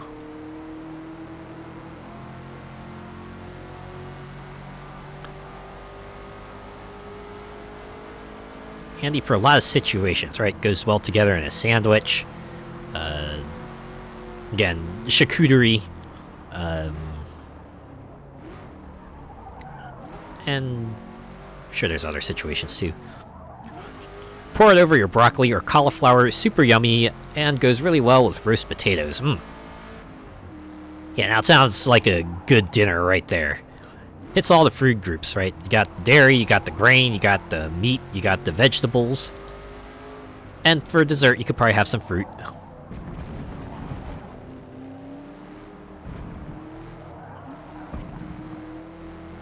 Yeah, my parents liked doing that a lot.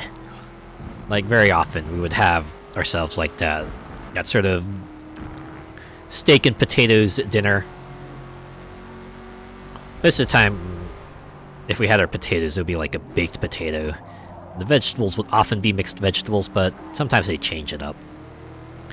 Sometimes we'd have like cheesy vegetables. Sometimes the potatoes would be mashed. Sometimes instead of the steak, we'd get a pork chop. It was still good all the same. Kinda all works well together. My mom said when I moved out, make sure you eat something green now and again. Like my parents said something similar. Yeah, just make sure you eat some vegetables or fruit. Luckily for them, I do enjoy vegetables and fruit. Speaking of fruit, I do have like a pack of raspberries that I should probably eat soon. I've had it for a few days and we shouldn't keep that any longer. I did go through all the bananas that I bought, so thankfully I won't have to worry about that. But yeah, I definitely need to... Maybe I'll do that tonight. Just like eat the raspberry. Though I also have that peach pie still left over from Thanksgiving I should probably get at as well. Maybe you can have some of that for breakfast. My parents like doing that, just serving up confections for breakfast. It could be cake, could be pie, but they were usually fine if we ate that for breakfast. I'm guessing because it's like not too far off from like breakfast pastries you might occasionally have, like a Danish or a strudel or things like that. You know, you got the grain crust, you got the fruit preserved filling. It's just in a different form is all. That sounds good, yeah. It was good. Yeah, the continental type breakfast. Yeah, exactly.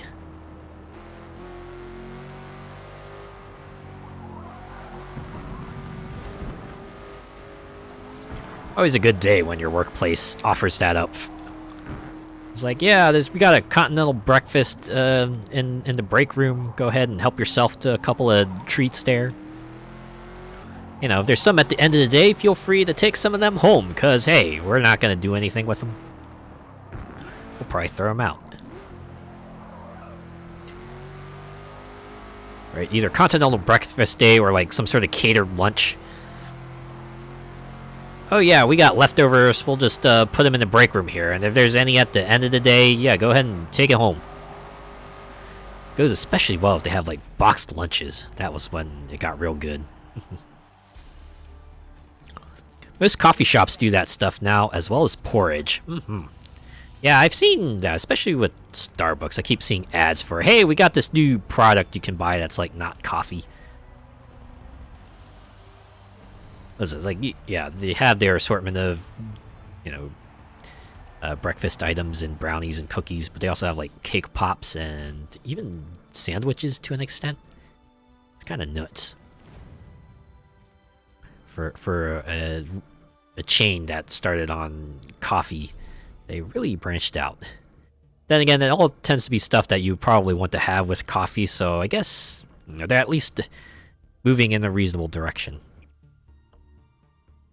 Always partial to a nice lemon and poppy seed muffin from my coffee shop. Ooh, that sounds good.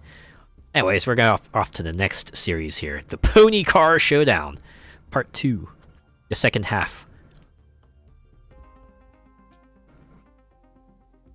1964, Ford's stylish Mustang was such a radical design departure for American-made sedans that it spawned a new motorsports performance class named after it. Oh man. Competing American manufacturers Boss 302. jumped in to deliver even more aggressive, sleek designs.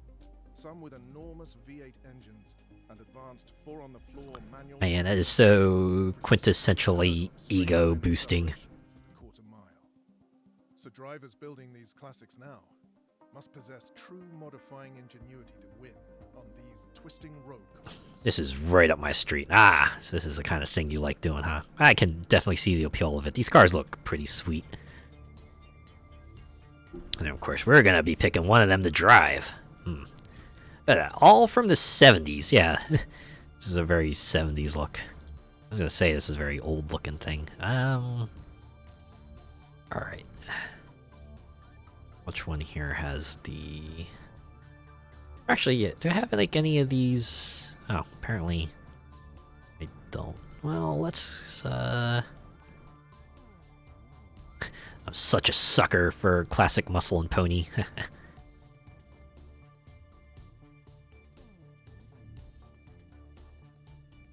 Well, let's stick with Ford. Let's get a Mustang. And we'll... yeah, we'll purchase it. Colors. Get the blue one.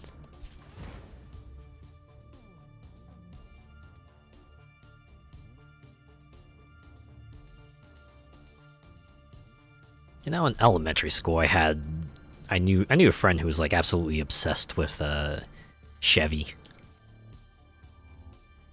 It was like to the point where they incorporated like Chevy into their nickname. It's all very interesting. Methinks I was born in the wrong country.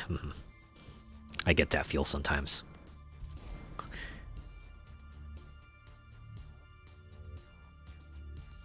Yeah, it's like you look at like travel logs or you see what other people post about living in their country and you're like, oh man, I wish my place had stuff like that.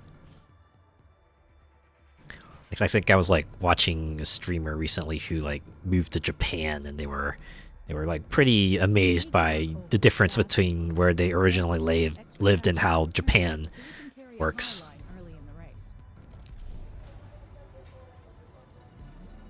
It was like pretty interesting just seeing them talk about how much they like things better now.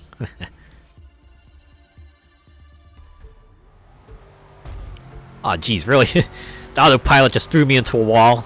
It's like, oh man, this is just get that feel of a movie chase scene or something.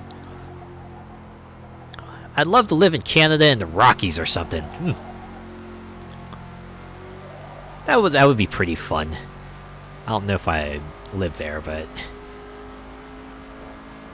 might be fun for a trip. I'd just like go out into a cabin and just, I don't know, play board games or something. I've seen people talk about that too.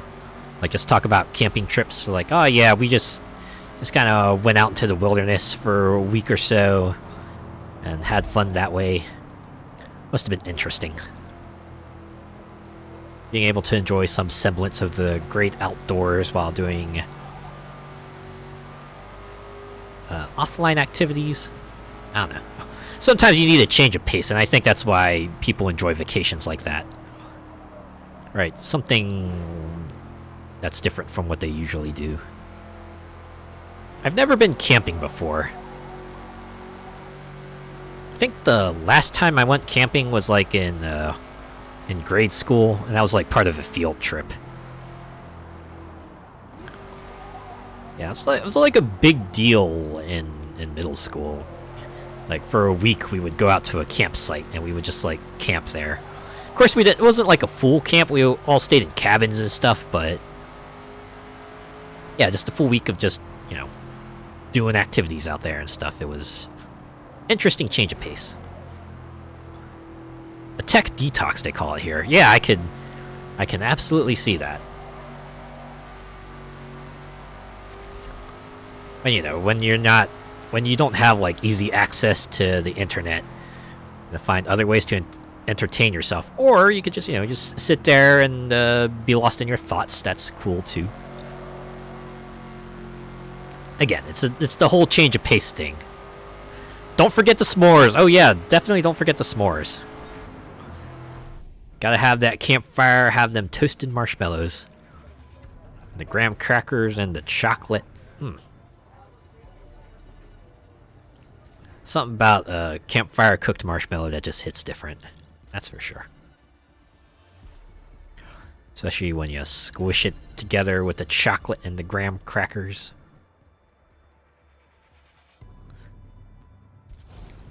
Or actually, what my group did at our last campfire, instead of graham crackers, we used Oreo cookies. So in addition to the marshmallow, we also had like Oreo filling and chocolate, and you know, it was already the sugar overload to begin with, but it was even more so when you swap graham crackers for Oreos. That's for sure. Be like being in the Scouts or something. I was never in a Scout group.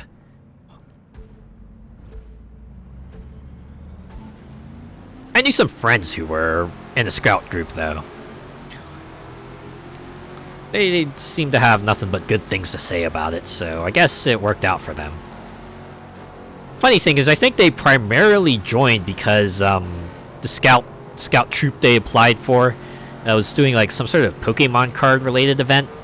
I guess they just like kept going to it afterwards, so mission accomplished, I guess.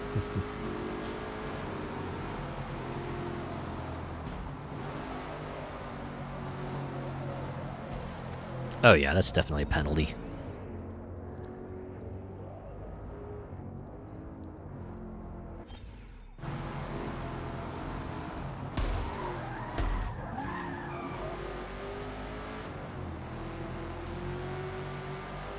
It's okay, I got about 7 more laps to get these other 19 opponents.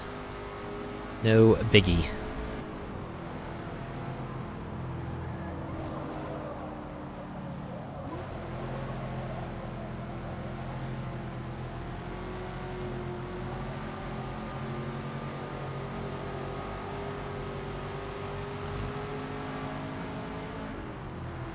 There we go, another 5 down, just like that.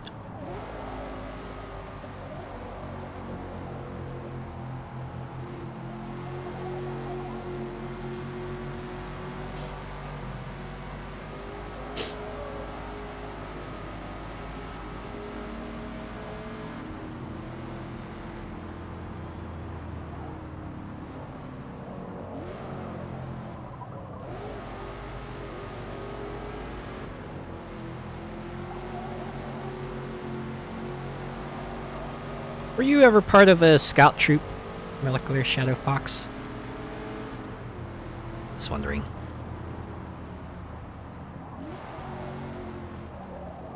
I'd have been here sooner, but I was playing some Sonic and Knuckles while I was waiting. I thought you were starting at your regular 3 a.m. time. Ah, yeah. Sorry about that. I was running into some troubles at the start.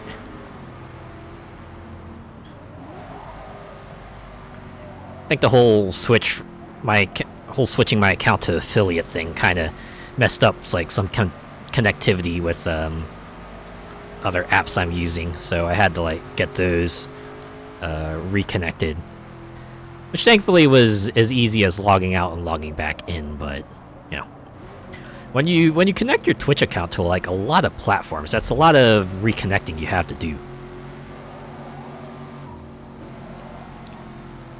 I had a trial. It really wasn't for me. I didn't do so well around a lot of people. Ah, okay. You know what? That's understandable. Yeah, it seems like the troops really want to emphasize, you know, just being part of a camaraderie. And, you know, if the people you're around, you're really not, you really don't gel with, then yeah, it's not. Sometimes it's better to just walk away from it.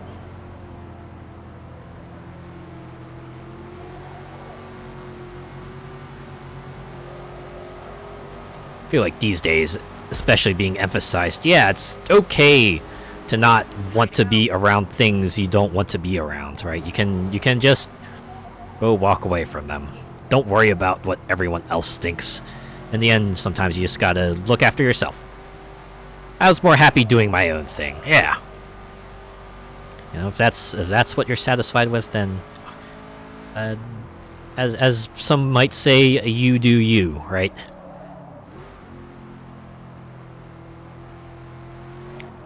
It was Boys Brigade at the church hall. Ah, I see.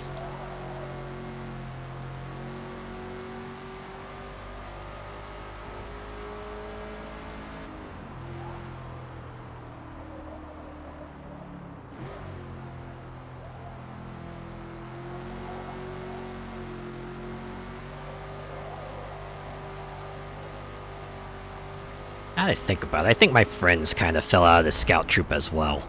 Because they did mention it for a while, but, you know, several years down the line, they really didn't mention it anymore. So I guess they either just stopped going or they walked out. Who knows? It's got to be weird for everyone else, though.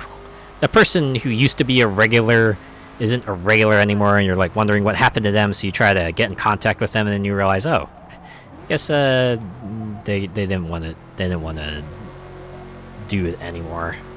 But, you know, that's fine, right?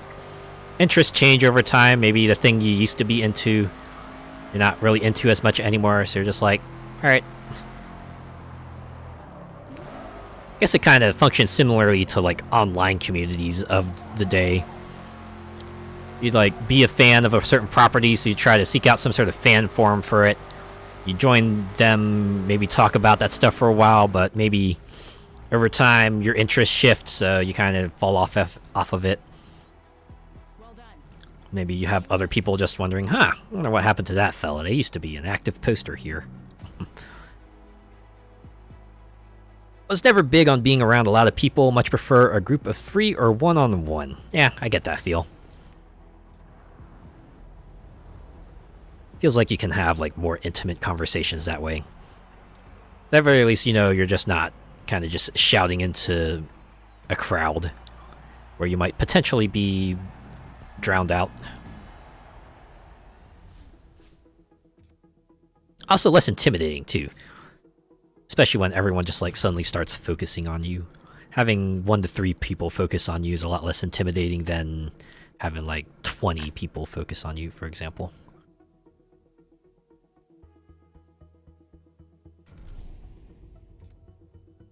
Yeah, get to know people better rather than blending into the background. I get that. You know, especially if your purpose of going to a particular gathering is to mingle with the folk, then yeah. Some people do better in smaller situations.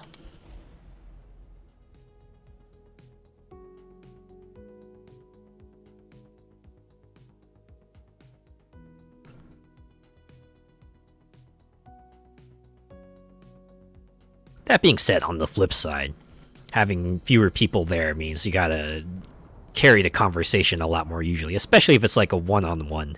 Unless the other person really, really, really likes hearing the sound of their own voice, you're gonna have to speak up eventually and, like, you know, respond to them, make them feel like they're just not talking to themselves. Be patient. Study their race line. Then use their own tactics to rocket past them.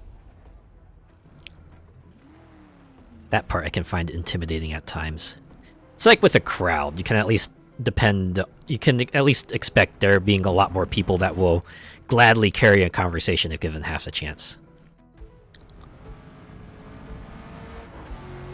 But I can certainly see the other side, where if you want to get to know people better, then yeah, just a small group might just be better for that.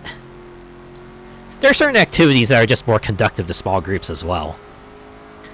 Like, if you want to, say, just, like, break out a video game, like, hey, you want to play some multiplayer? Maybe not quite as good if you have, like, you know, 10 to 20 people. Right? If it's, like, 3 to 4, you can just, like, bust out a video game and be like, yeah, let's do that. You can just, like, you know, for example, bring out Street Fighter 6 or Soul Cal or Tekken. You'd be like, hey, you just want to go some rounds here? Very quickly, you can just have everyone take their turns while you're all duking it out and stuff, right? Explains why when I took that test, I got Dandere. Ah! All those personality quizzes that have been floating around. I feel like they're an especially common thing in VTuber Twitter. It's like every day. There's not a day that goes by where I don't see someone putting up results for some sort of test that they decided to take. Which I guess makes sense. It's like a pretty easy way to kind of, you know, get other people to respond. Because, like, yeah, you just take the test too and post your own results. And like, hey, wow, look at what I got. Oh, wow, why is this so relatable? Or why is this so not relatable? Something like that.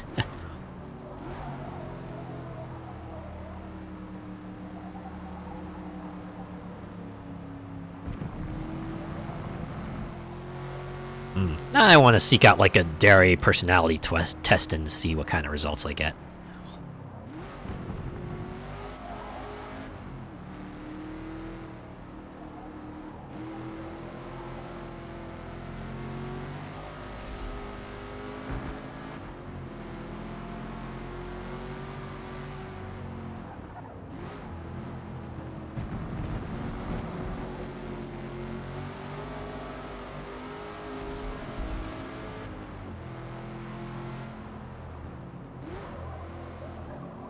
Can safely say you're not a tsundere. That much is certain. Like, I don't think I could, like, act mean. At the very least, act exceedingly mean. I don't know, even if the other person maybe had it coming. I always feel bad about it. I don't know, something just about being nice to folks that I feel like keeps things pleasant and usually gets a better reaction from the other side most of the time. There are some people who do flip out if you're like that, but most of the time tends to keep things peaceful. And that's what I usually like.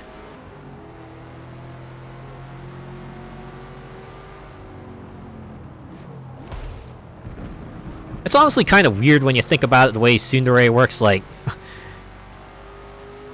that sort of personality is not like something you would see in real life. At least not naturally, right? Someone would have to act out that personality type on purpose. If I remember correctly, the definition actually used to be, at least the application that used to be different, right? Like, used to be for characters that acted cold to you to start, but warmed up to you over time. But it seems like over time that they started also applying that label to characters who just flip between those two modes willy-nilly. Very popular in visual novels. Yeah, like, it's like an old anime staple. Right, there was always that one character who would act cold and standoffish towards another character, but they would warm up over time.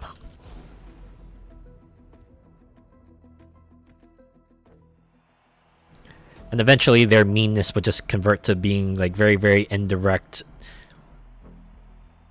you know, comments about how much they like you. And every time the protagonist doesn't get it, then they just start getting mad. Like, oh my god, why are you not getting all the subtext I am putting in here? Could not be more obvious, they just put like a neon sign over their heads. Something like that, right? Prime example is Helga and Hey Arnold. Yeah, it's like the cartoon version of what people would slot into the tsundere archetype. The one who acts all mean on the outside, but only doing it because they want to get the main character's attention.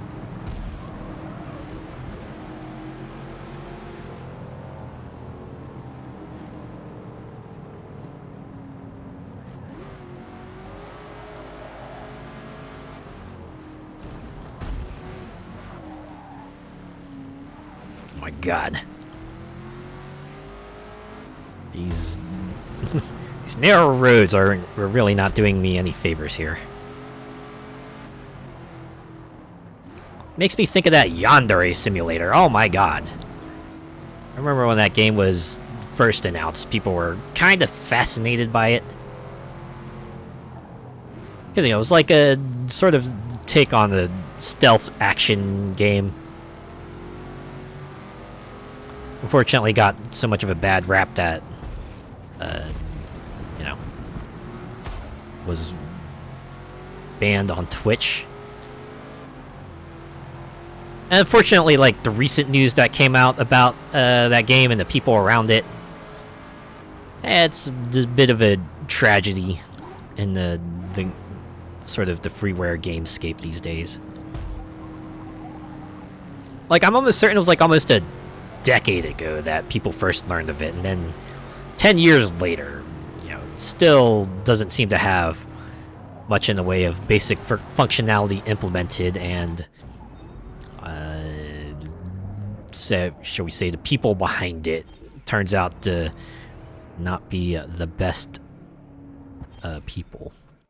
Bit of a shame how that turned out. I'm sure in different hands that game could have been something special. If I remember correctly, they actually did get like a person who was... The guy actually did get like a dedicated coder on there, but I think they had like too many clashes and the coder eventually just left. Well, it's huge on YouTube for a while. Yeah, I remember one group I used to follow would bring up news about it all the time. I think they were just like fascinated by the idea to start with, but as time went on and as development did not happen, people just moved on from it. Next thing you know, all that other news came out about it, and like, shame. Right shame at it.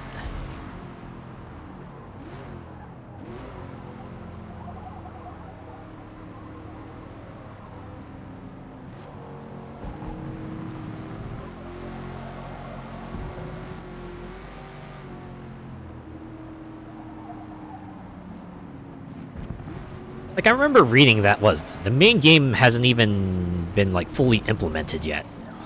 Like, I know the entire goal of the game was to have, like, those 10 targets that you had to get through in order to, be with the guy at the end, but they didn't.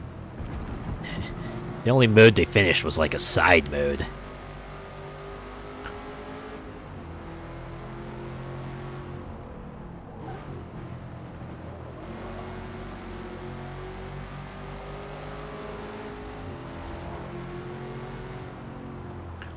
I've seen the hatred mode. I think that was like the other thing about it. It was like the dev kept on saying, oh yeah, we're gonna put these other alternate modes, while, the main mode was still unfinished. I think in the software dev biz, they call that scope creep. It's like when you keep like adding features onto your original product and it just keeps getting bigger and bigger, and of course, time, resources, money, everything invested into it just becomes bigger.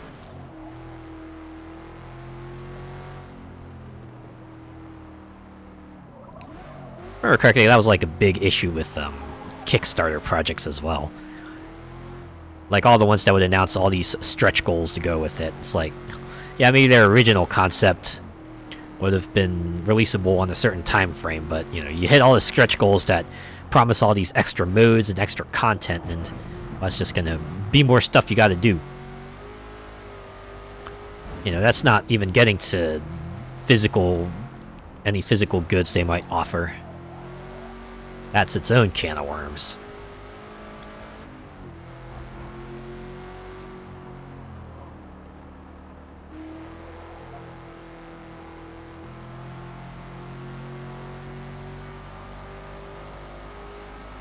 Had a streak for a while where I just like finding Kickstarter project after Kickstarter project that seemed interesting to me, and I wanted to back. So it was like mostly for like tabletop game stuff, and most of the time they usually have those things like mostly planned out. guess essentially the Kickstarter project really is more like a pre-order page. Like, even if they don't, even, like, you know, the base target's usually low enough that they'll probably meet it, and that will be enough for them to get their print run out there and get themselves, you know, their profit. The stretch goals usually are thought out as well, such that, you know, the targets they have to reach will be enough to cover the cost of them manufacturing all the extra stuff to go with it.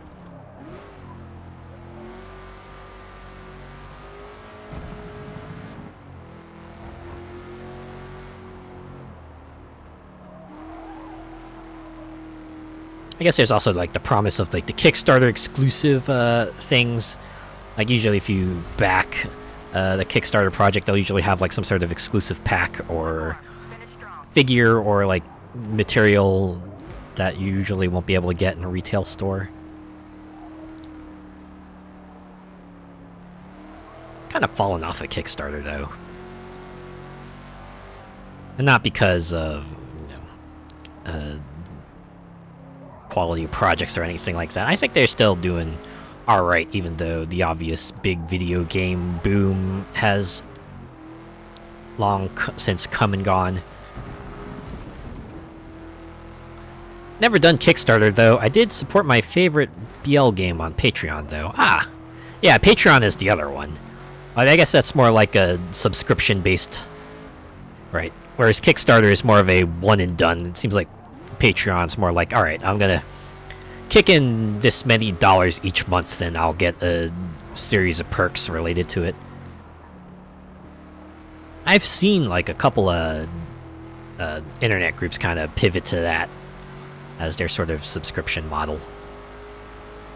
It's like, yeah, you can subscribe to us at certain tiers and you'll get access to different amounts of things. Some of those prices are just far too astronomical. Yeah, the thing about kind of having that sort of user-run pricing tier.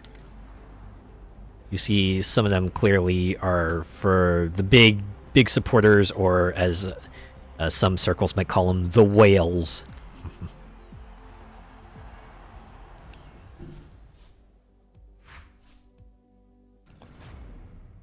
Yeah, it's usually like those tiers that offer you like the super exclusive chat with the folks, or like a personalized line or art, or like maybe some other free item of your choice.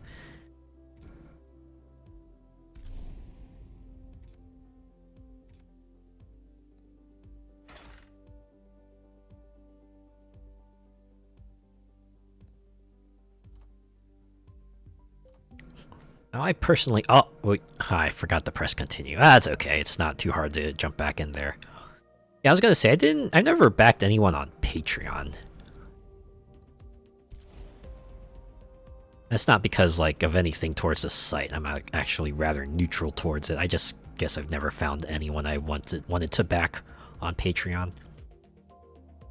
I feel like most of the people I support, I can usually do so directly via Twitch sub or YouTube membership, so never felt a need to have to, like, hit up another site to give them a monthly payment.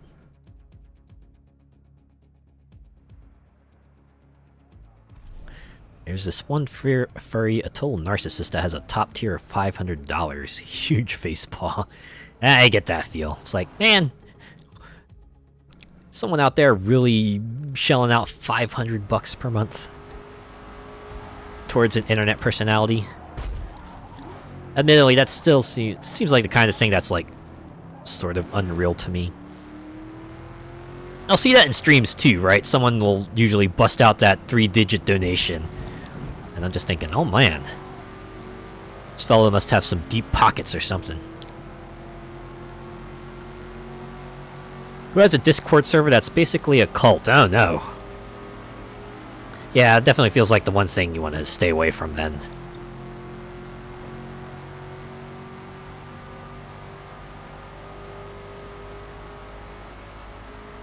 You know, I saw someone mention that about Discord.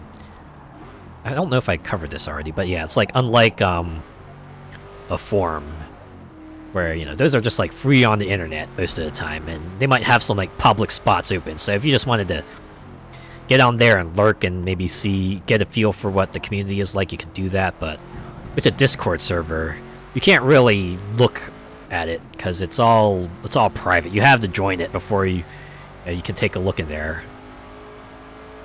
And they're going to announce that you joined, so it's not like you can just slot yourself in. People are going to know if you joined the server.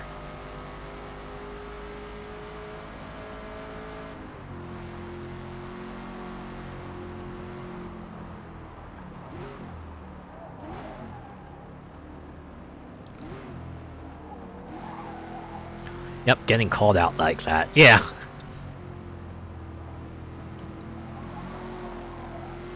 Yeah, it's like going to another large gathering in person and just having, kind of looking at you going, "Hey, look, it's that fella." And you're like, "Oh man, I just wanted to kind of just integrate myself in quietly." Now I can't really do that because people know I'm here.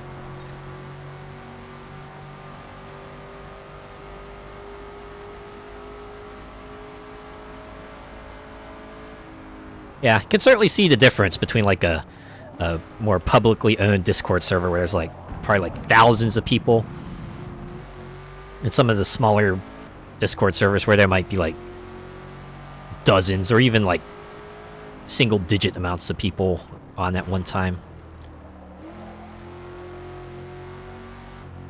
Yeah, like that moment you see in cowboy films where the guy walks into the bar and it goes silent, something like that, yeah. Everyone knows you're there. All of the town knows you're there.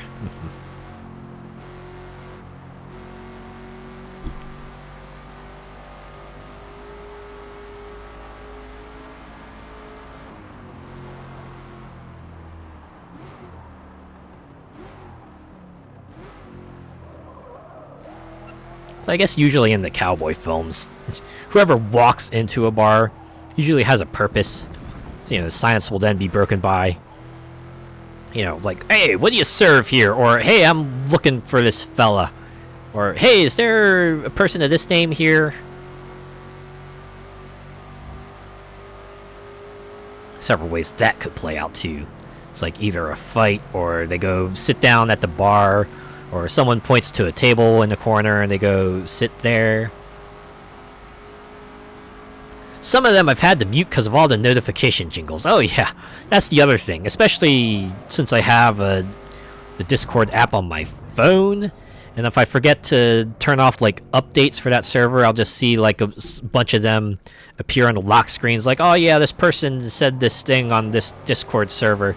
And like, "Oh yeah, I gotta remember to kind of put those on silent." Although that's like its own meme. Was it that one Star Wars meme where you have Anakin and Padme talking to each other? It's like, "Hey, I joined your Discord server, and you're gonna interact with it, right?" It just cuts back to Anakin mute, right?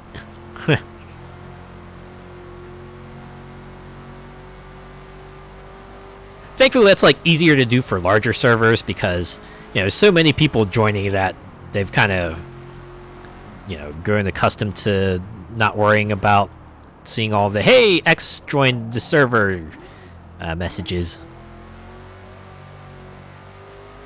Pretty easy to just like fall back there.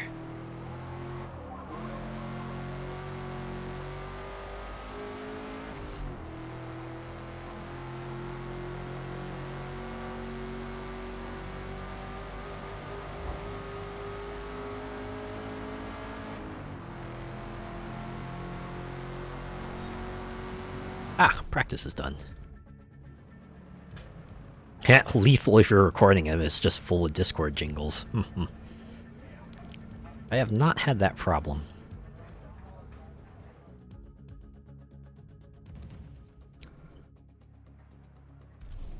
Usually remember to turn on streamer mode on Discord.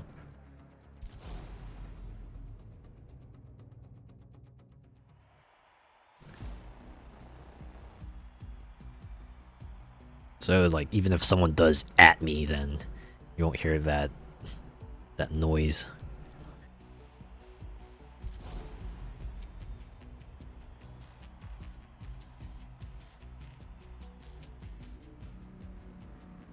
A side note, I kind of amused how, like, adding has kind of become online lingo.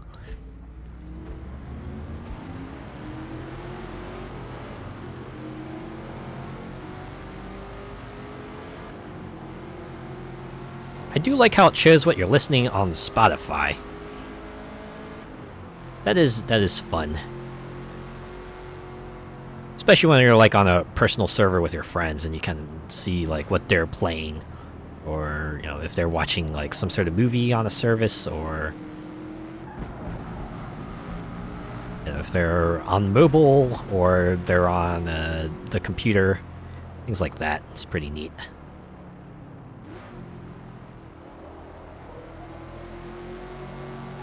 Just realized I'm falling behind. I probably shouldn't be doing that. I should probably be catching up to them.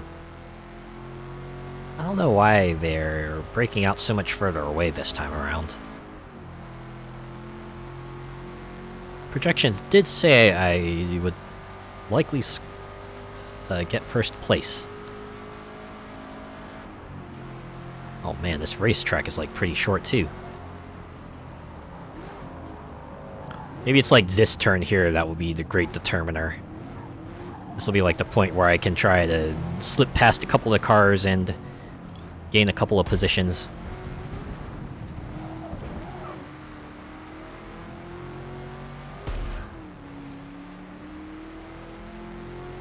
Forza gods are doing to you what the Horizon ones do to me. Oh yeah, we're just like somehow gain an insurmountable lead, which just progressively becomes more insurmountable as the race goes on. I hate it. Reverse rubber band.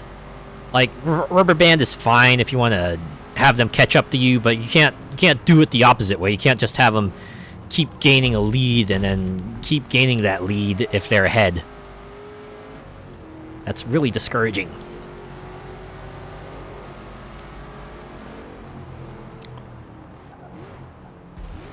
Yeah. I know I've mentioned that a few times, but like, when you're out there just like racing your ass off and hitting the lines as well as you can, and it doesn't feel like you're closing any sort of distance, it don't feel great.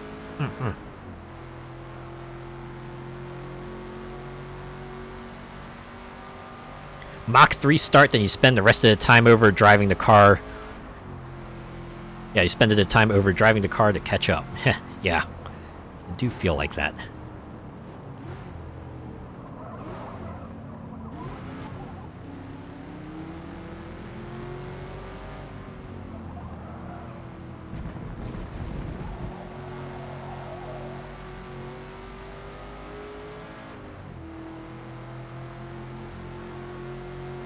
That said, it seems like we've managed to get ahead a good amount of the pack. These last four might prove to be trickier, but I feel fairly confident in the next 2 laps I'll be able to close enough of a gap that I can at least get ahead of 2 of them.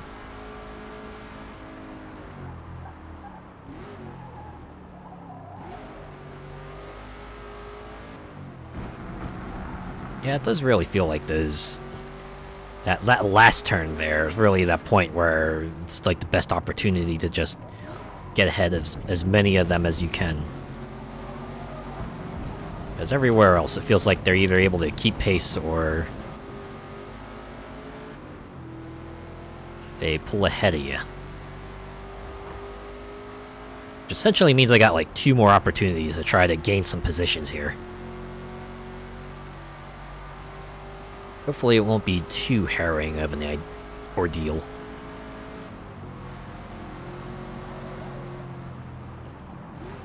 Oh, there we go. 1, 2...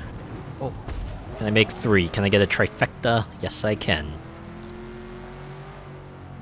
It's really noticeable in D-Class events in Horizon. I've noticed that. Yeah, faster cars, it feels like...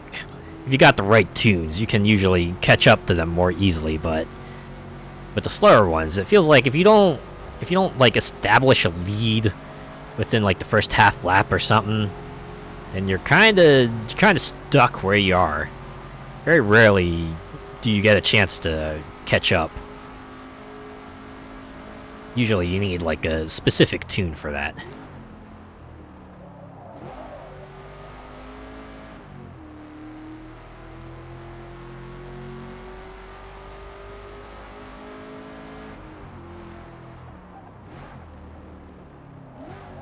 Hey, would you look at that? I'm in first.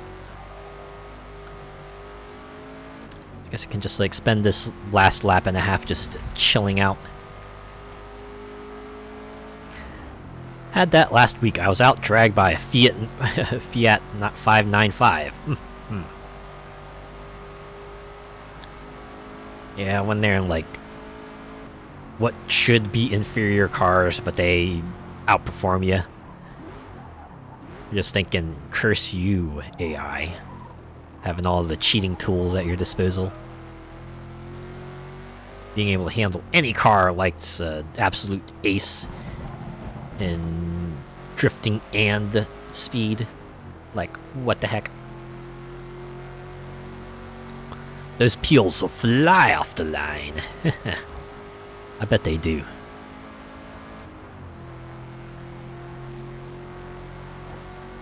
Final lap.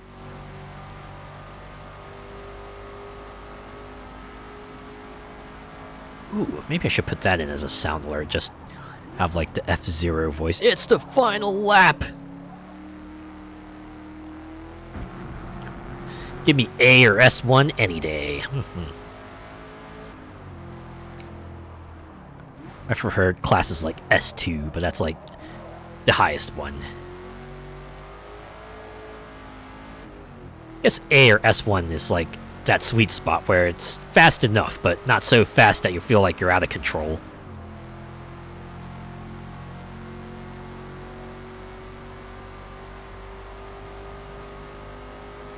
S2 is just asking for Wreckfest. Yeah.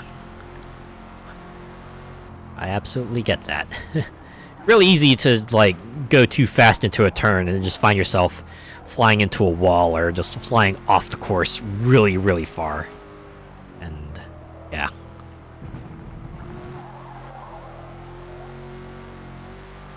It's like, oh, well, it was at this moment that they knew they screwed up. Ooh, that would make another nice sound alert.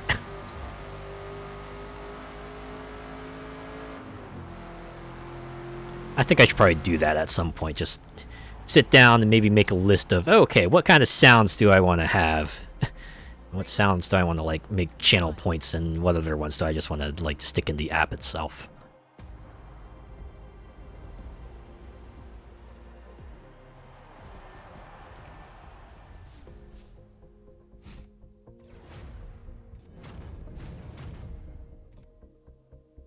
Here we go, we're in the back half. Going back to Miami.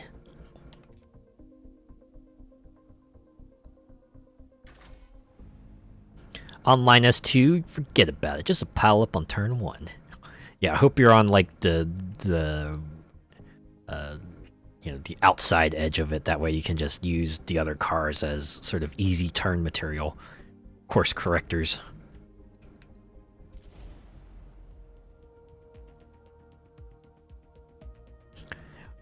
Yeah, another group that I used to follow regularly did mention that as well. Online races usually boiled down to who would break out of the first turn first. They would usually be able to keep up. Or at least keep that position. Because they have fewer things that could potentially screw them up. The colorful palm-lined Homestead Miami Speedway has been the site of numerous motorsport series. You won't need to use your brakes much on these banked rectangular ovals. Yeah, getting out of turn 1 without getting ass packed into oblivion. That, and being pushed out of checkpoints. Oh my god, I actually had that happen to me the other week. During a computer race. Thankfully, since it was a computer race, I could just rewind, but... yeah. Certainly annoyed me.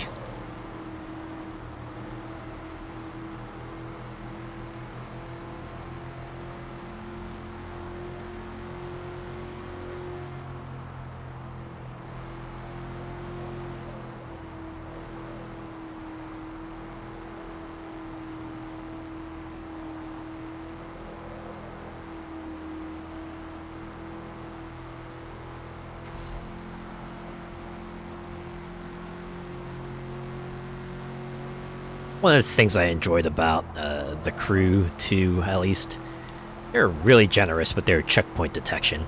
It's like even if you're not touching like the flags or the smoke signals that make up the checkpoint, they'll usually count it if you're anywhere close to it. Makes certain races very forgiving. That's for sure.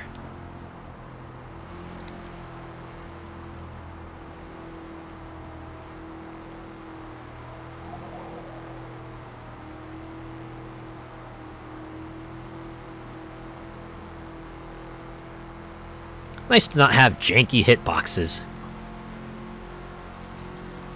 There's that too.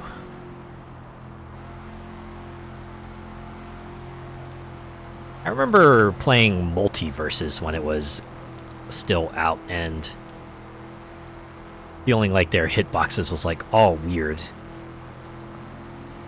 Right? It'd be like you'd think there would be an attack that would completely miss you, but for some reason it hits you. And you just get super annoyed by it. Up to the point where they actually had, I think it was like one particular patch note where they said, yeah, we redid the hitboxes so that they're less cylinders and reshaped them so that, they're not sticking out as far. So if a thing does miss you, more likely it'll count as a miss instead of being a hit because the hitboxes collided.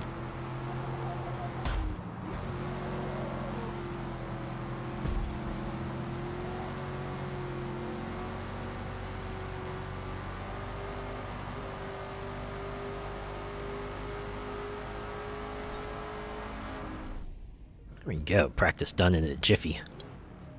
This race will also be pretty quick.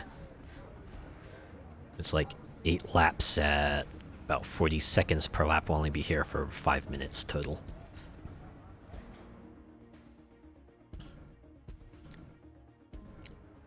I do hope if like Multiverses itself doesn't continue, they'll maybe work that team concept into another game, because I really did enjoy that part of Multiverses where there were some moves that were obviously had their like teamwork oriented benefits to it.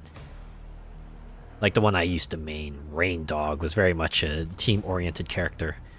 There was that one special move that you could like link with your partner, and if you press the button again, you could like pull them towards you. So it was real useful for if they were about to get like ringed out, you could just like pull them back in. And the tether was also pretty fun for just getting people caught in the middle and just seeing them incur damage over time from it.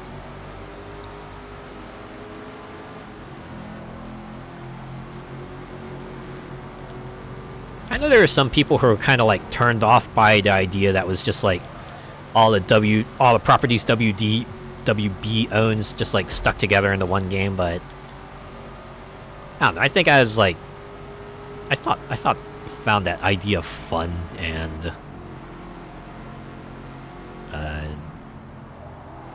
the mechanics I thought were like pretty fun enough too that I was willing to give it a go there. But yeah, I eventually pulled it out of early access, and I guess they're working on it. Hopefully we'll see something come of it. Hopefully it's not just going to lead to it. Yeah, we decided we're just gonna shut this thing down.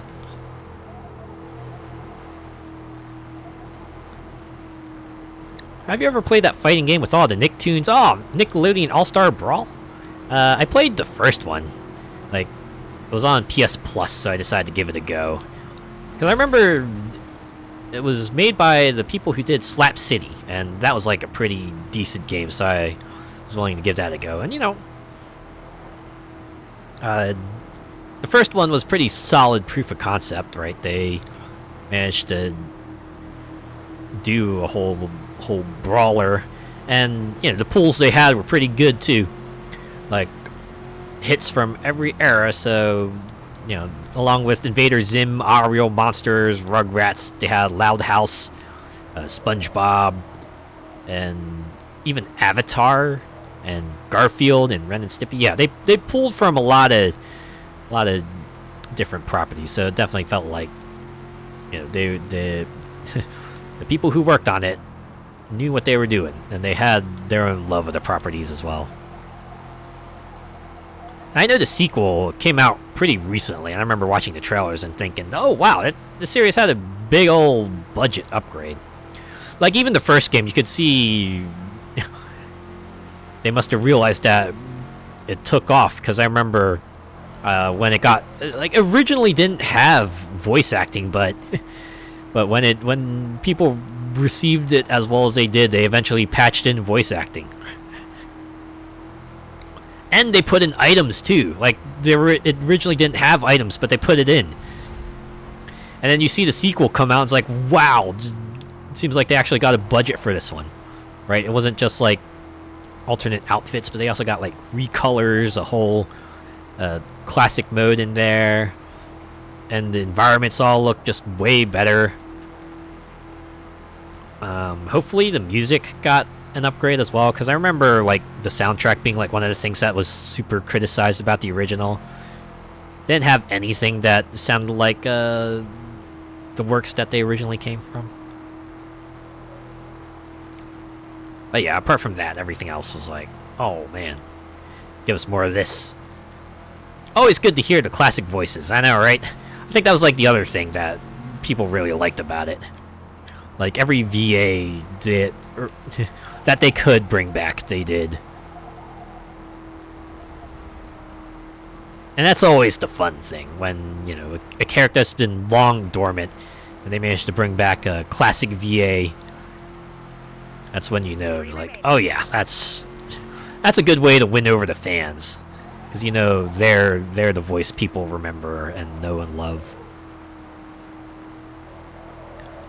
You know, it's like when you get Kevin Conroy to be Batman. Or when you brought in Kevin Conroy to be Batman. Rest in peace. Or Mark Hamill to voice Joker. Although I know he's been trying to pivot from that.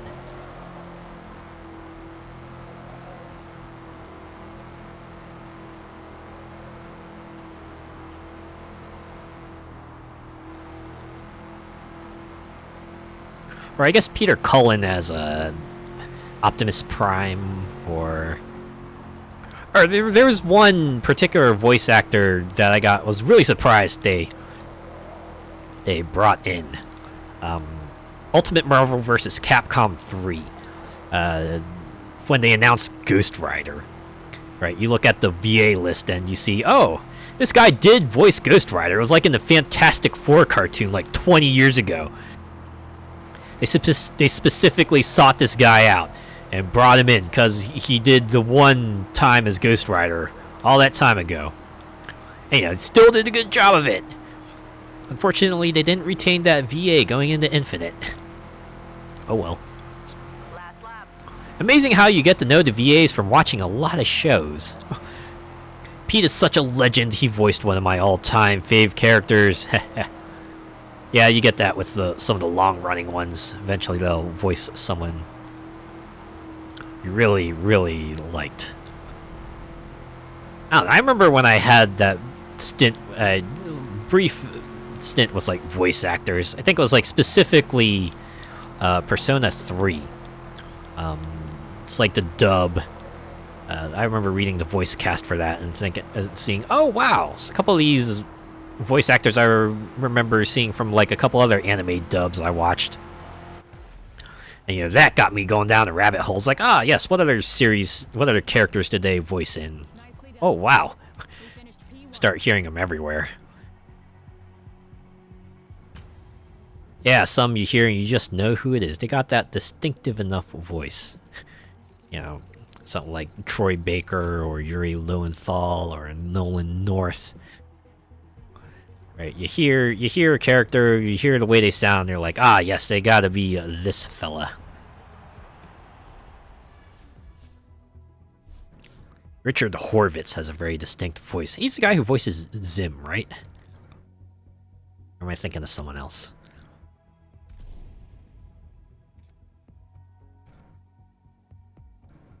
Yeah.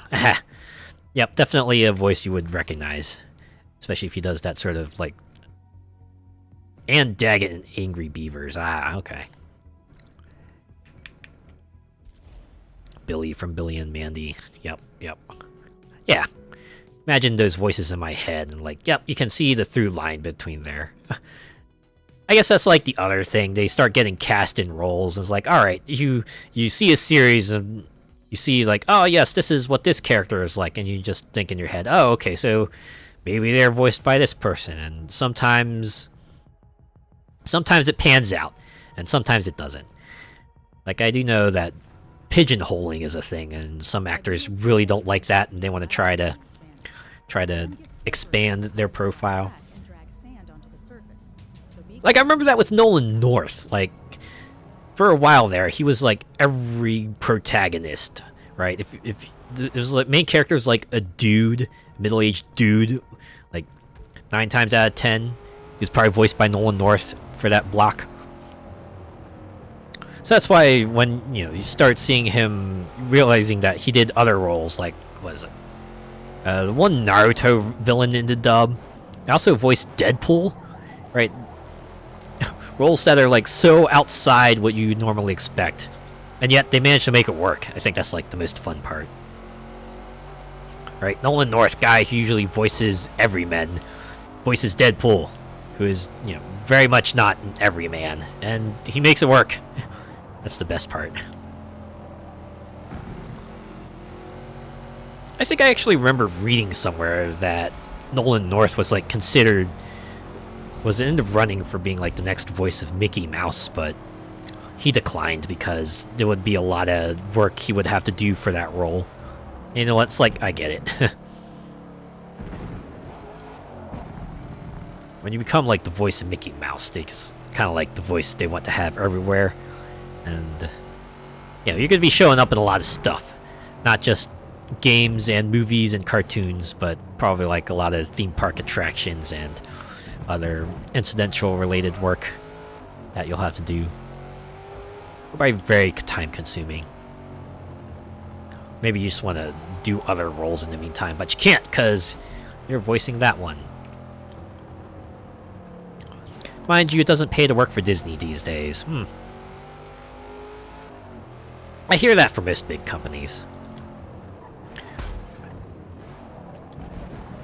It's like if you're looking to kind of, see a creative vision realized, then you probably don't want to join a big company. You probably want to try to stake it out on your own.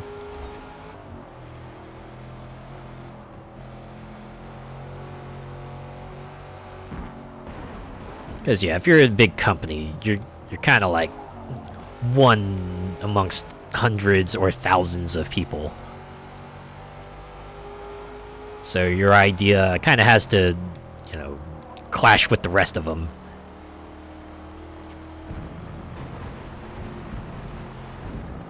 Small fish in a big pond, yeah. Actually, remember that. Like, I forget what program it was, but like I was like part of a program where they did have an employee from like a big game company kind of come in and give a talk, and one of the things they did say was like, yeah, there's a good chance that maybe, if you have an original idea in your head, then you might not see it realized because, again, small fish in a big pond, like you said.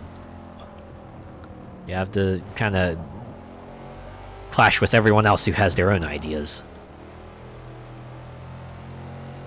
I think that's like part of the reason why the indie scene took off, because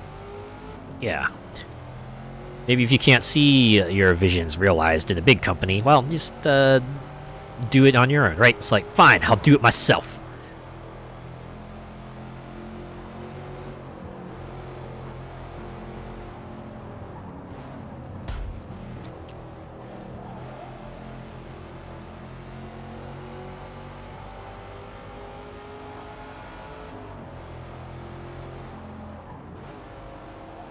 I guess there's like certain advantages and disadvantages to being in a small company. On the bright side, you kind of, get more familiar with what everyone is good with, and you can easily dole out tasks that way. But on the other hand, that's like a lot of responsibility on your plate. Everyone's going to have expectations of you, and if, you don't meet them, letting them down is just going to feel much worse, because, That's the handful of people that put their faith in you. So, don't mess up.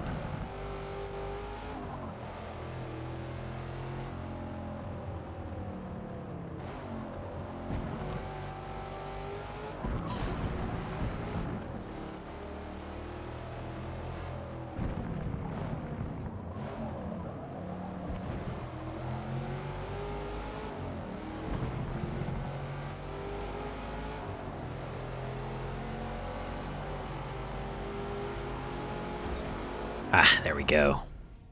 Another practice finished.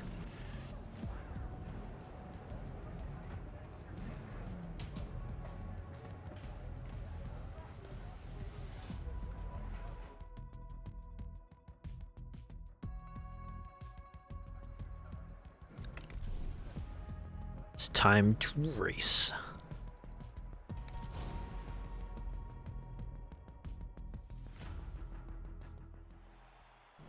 Oh wow, are we actually gonna have like a non-rolling start this time? Have I done like a complete standstill start at all tonight? I forget. Maybe I did. I just it's kind of flew by me. Oh wait, nope. We're doing a rolling start. Never mind.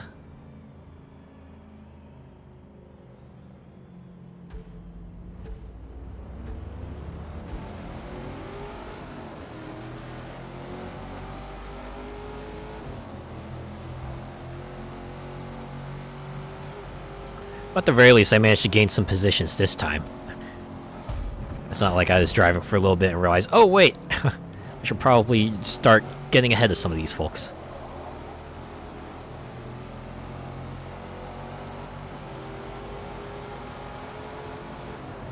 Six laps. This will be a fairly lengthy race.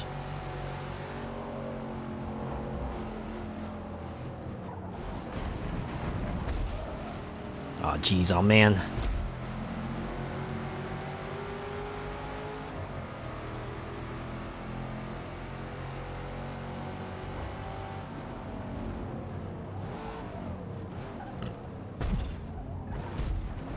Alright, well, made it to the front half.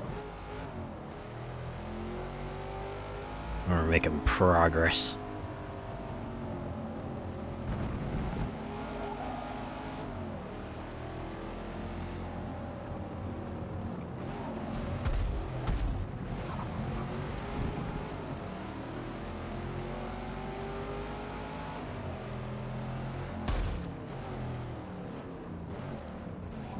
Well, I just learned something, that Legend Horizon announcer was in Final Fantasy XIV Shadowbringers.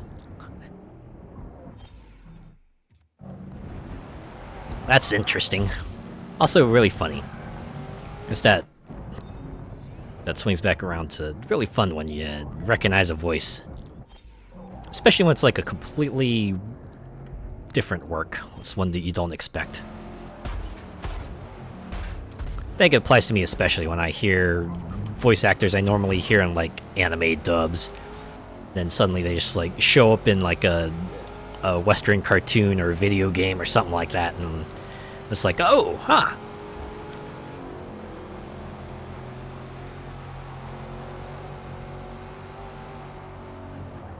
Went from RPG to yelling, it's one versus everyone!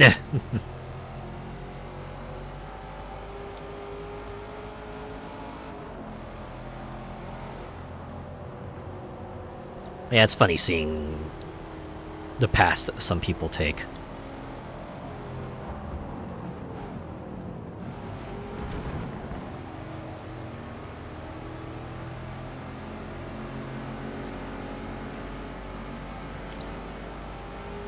Especially in the anime dub scene.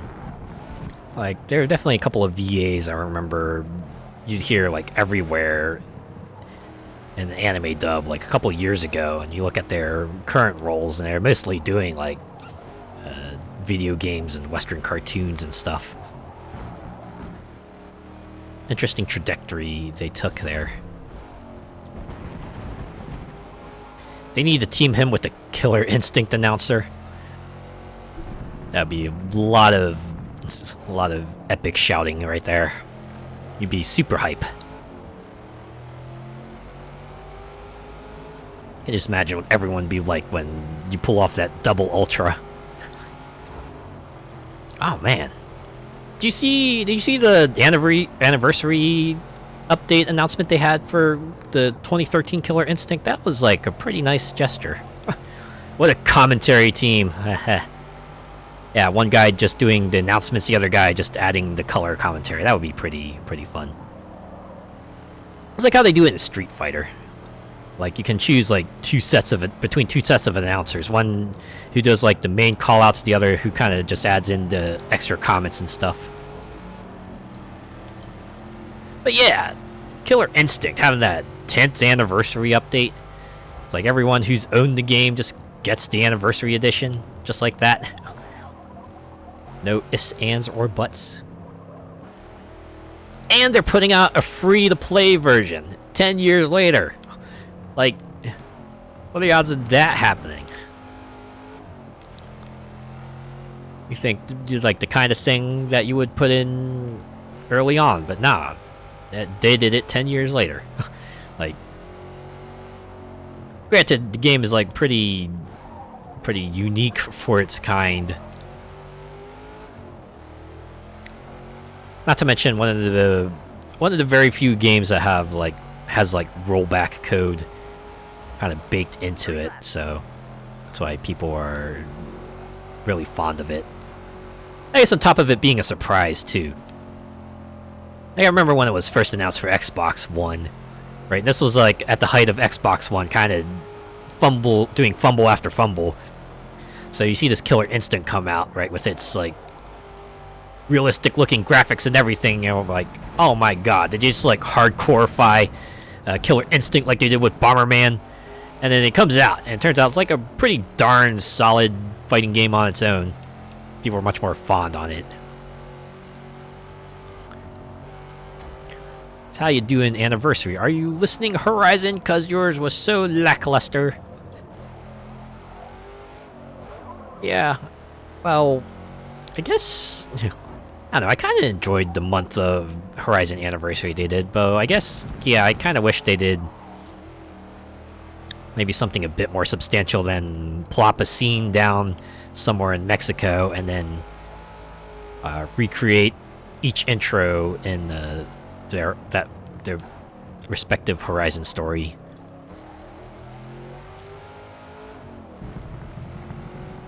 I like the intros, but apart from that, it felt flat. Yeah, I guess I can kind of see that. They really only had like one reward car from that was anything particularly special.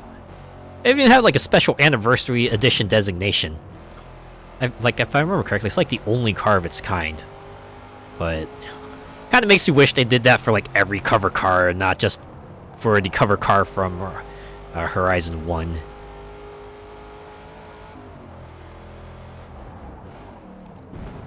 Yeah, the Viper AE, right?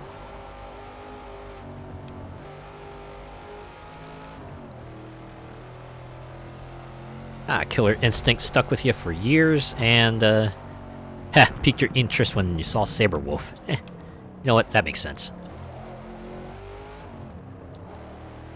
I think Saberwolf was my main and Killer Instinct as well, though it's like more from a gameplay perspective.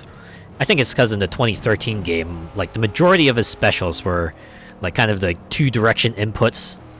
So you did up-down attack or back-front attack, and you would do your specials that way.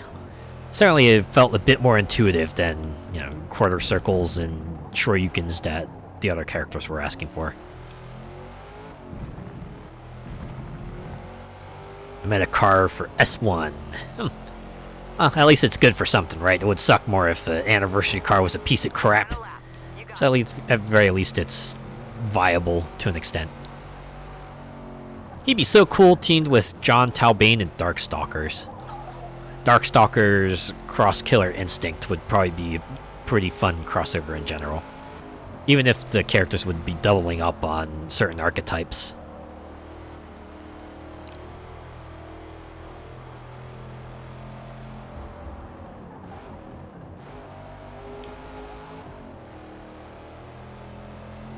Boy, the 2013 game really did kind of go ham with this introducing a bunch of new characters, and then they all felt like they fit right into the cast. Right? It's like, yeah, you have a werewolf, a dinosaur, a giant gargoyle. Why not add in mummy, vampire, robot? Well, I guess another robot. You know, Onryo, Golem, Stone Golem. Did I say vampire? I think I already said vampire, but yeah. Just hit all the horror archetypes.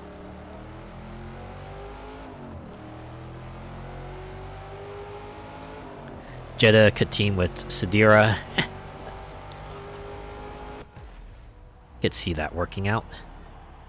I think season 3 had like a vampire-like character, right? It was like Maya's sister. Forget what her name was. Just remember her mechanics being very unique and very fitting for a vampire.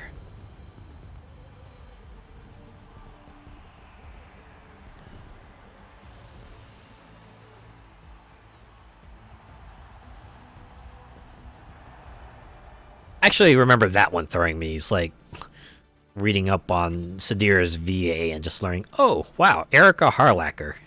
It's like normally voices characters in anime video game dubs and also does not voice usually the type of character that Sadira is. Hazako used to creep me out with her wind pose. Oh yeah, that intro. Or the outro, right? The wind pose, right? That one if you just suck. It's like, ah, jeez. Well, you know, given the inspiration for her character, it kind of checks out, right? Yes, of course she would have like goddamn spike teeth and be able to unhinge her jaw to an unnatural degree. That's kind of what her that's kind of like, you know, her origin. That's what her origin is famous for. Things like that, just being very Japanese ghost-like. Very Grudge or The Ring. I think that's like exactly what people said their inspirations were for that. I remember when they had the Hazako previews, like really long time ago. I remember them specifically bringing up things like The Ring and The Grudge as kind of the inspiration for Hazako's kind of style.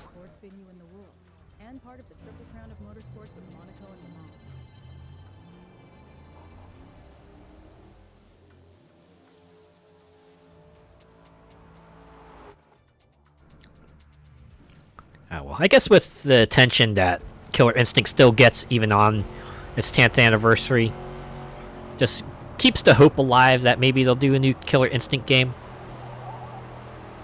Like, I know people have been clamoring for that for a very long time. Like, even after development for Killer Instinct long finished, you know, people still come back to it. Because you don't see many games of its ilk. Big fan of Spinal. That cackle is everything. Kinda enjoyed his fighting style too. Being a pirate who could shoot skulls and accumulate them.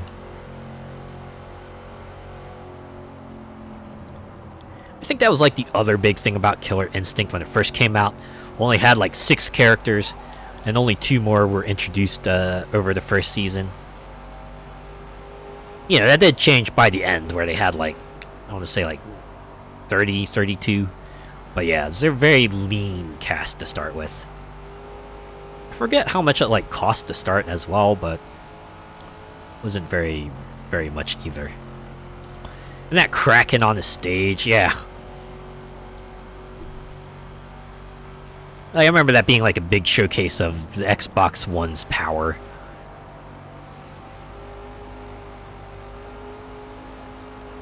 Sort of highly detailed visuals that you did not see on the 360.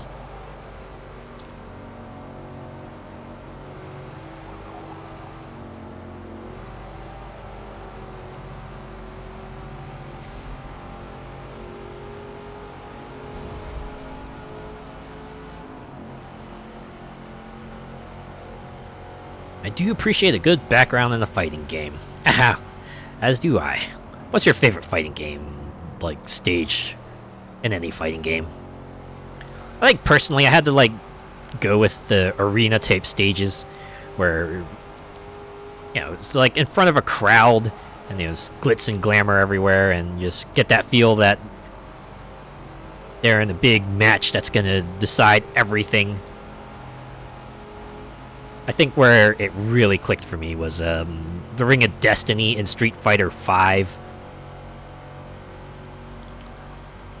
That had the big stadium feel to it. You had like all the crowds of people in the background, the giant statue. Of course, everyone ringside that you saw from the other stages also cheering you on, and the big screens as well. Definitely felt like you were there to witness the finals of a big fight going down. A lot of spectacle connected to it, which I think I kind of enjoy. Felt like the stakes were higher, even if, you know, the fights are the same as always. Hard to pick one, but I always loved Cervantes' stage and Soul Calibur 3, the cave with the pirate ship with the tropical fish in the water, living forest and Mortal Kombat. There's also those kinds of stages where it feels like a remote area, kind of place where it definitely feels like someone would just have a brawl with someone else because, hey, who's going to be around to stop them?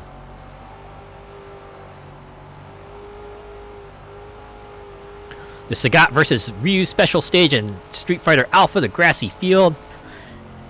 Another classic stage environment. Something about a big open field just... I guess it feels like the place where people can truly cut loose. No obstacles to get in your way. The only thing that's around is just your opponent. That's the thing you can focus on and try to avoid. And try to land a hit on them.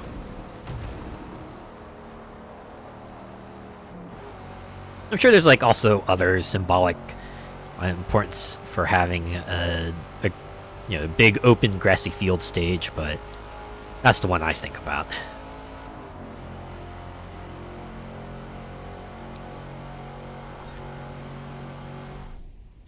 Or I guess my other favorite type of stage background is like whenever you see like a planet in the background. So something like Marvel vs. Capcom 3, the final stage where you're fighting against Galactus and you're just like on a rocky outcropping and there's Earth in the background just to remind you this is what you're fighting for. This is what's at stake. Has it feel finality to it. Arya stage and Killer Instinct, that high-tech office. Ooh, a good old building top stage is great too. Right. Doesn't matter what the scenery is out the windows. It could be the sky. It could be like a very, very distant horizon. Either way. This feels like you made it to the top, both literally and metaphorically, and now you're just taking out the big wigs.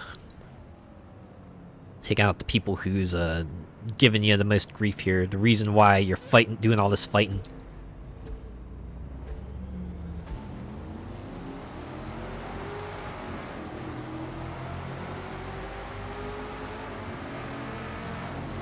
Yeah, it's not an arena, it's not like Earth background or anything like that. It's probably going to be a high-rise. In fact, that was like a particular meme, right? Like, Geese in one of the SNK games was defeated by getting knocked off a building. It constantly gets referenced. Like, what, when they brought him in for Tekken, they referenced it there. And when they announced Terry for Smash Brothers, they referenced it there. Geese is never going to live down falling a building. Well, metaphorically, I mean, he literally lived down a building, at least while he was falling down it anyway. You know, imagine when he stopped, things were different. Oh, I almost forgot. Ultimate Rugal's stage in Capcom vs. SNK 2 with the Burning City in the background. Oh, the stage in Chaos. That's also a great stage environment. So it also feels like the appropriate place to have a brawl breakout when, you know, there's pandemonium everywhere. Always remember Terry had a stage where you fought on a moving cargo train. Oh man, that's another good one. When you're on another moving thing. Reminds me of the one stage from Street Fighter V, where you're on the wings of a plane and you fought on that. I think a lot of people didn't like that stage, perhaps understandably because it gave them vertigo, but I don't know, I think the idea of just fighting on top of a plane is just kind of rad, even if it's unrealistic and potentially churn-inducing.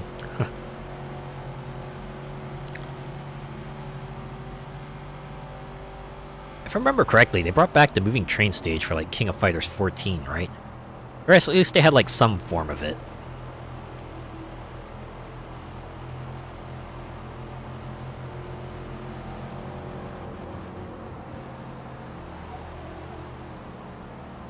I guess rule of thumb is if it probably looks cool in an action movie, it's probably a good setting for a fighting game stage.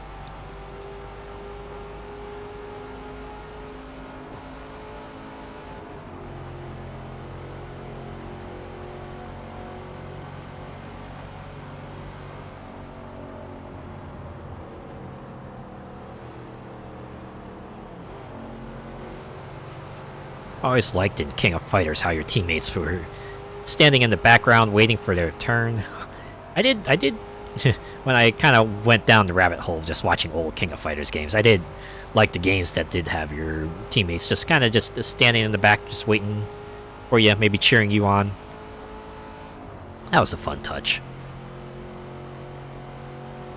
One I wish they brought back for later games, though I'm guessing 3D models is a bit different from having sprites.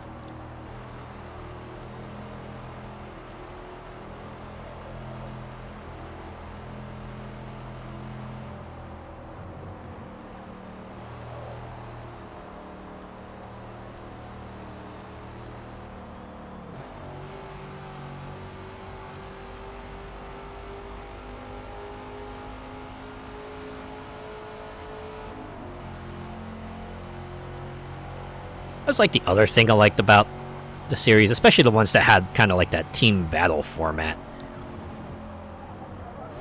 Where it's like they came out one after another. Kind of felt like a very polite way to duel. Just keep on hitting them until one team all falls. P-Jack's stage in Tekken 2 called Windermere had the beach with the half-sunken Statue of Liberty. Haha! You fools! You blew it all up!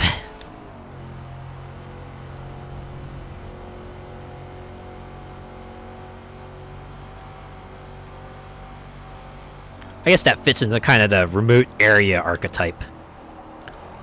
Well, I guess this would be more like a ruined area archetype. A place where you might expect a fight to break out because, hey, who's gonna stop it?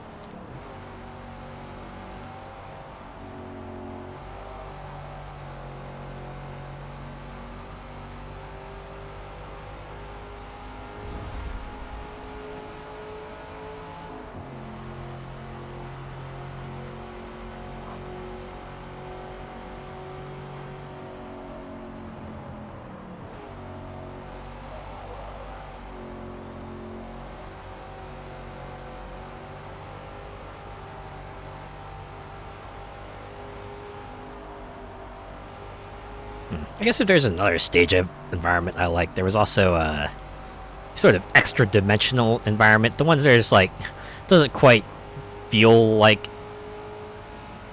the real world, just like something about it just feels supernatural in a way. How could I forget? Genasia, Sentinel Stage, and X-Men Children of Atom had that huge master mold in the background that would rise up in round 2 or 3. On round 2 and 3. Ah. I like that kind of stage too. The one that kind of changes as time goes on.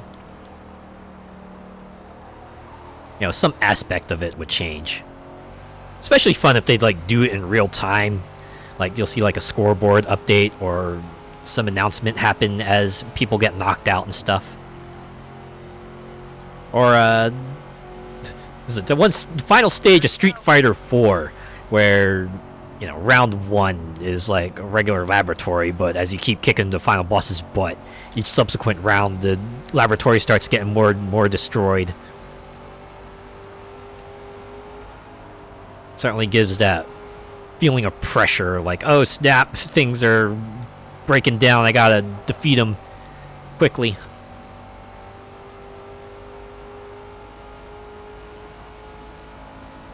Dr. Doom had a good one too in Marvel Superheroes. On a ship under the sea, and as the fight went on, it rises to the surface. That's a lot of fun. Respect to that progression thing. Any sort of change is pretty fun to see.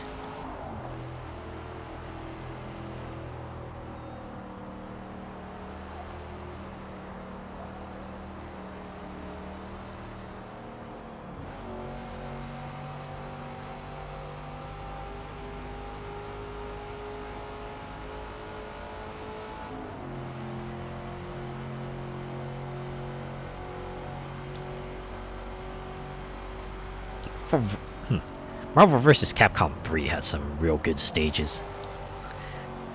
It's almost a shame that it was like limited to, I think it was like 4 or 8 of them. But yeah, a very small amount, and you know, they had like variants for those environments, but even then had people kind of hoping they would have more, but sadly they didn't. The ones they did have were great though. Very vibrant and detailed and packed full of references that you would appreciate.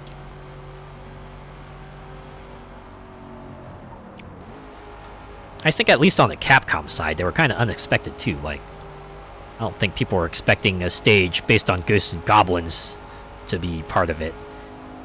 Or, you know, something from Mega Man Legends, even if they had to have the character from Mega Man Legends there. Always liked how otherworldly the Mortal Kombat backgrounds were. I did enjoy that. Especially since I learned later on that, yeah, the whole entire premise of the game is about, you know, a bunch of alternate realms. So, you know, all the stages based in, like, say, Outrealm always had that sort of alien sky to it.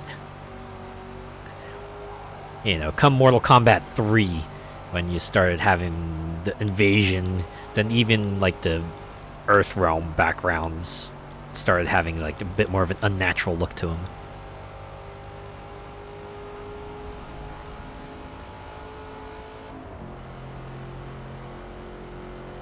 I guess it goes in hand with like the various species they had there too.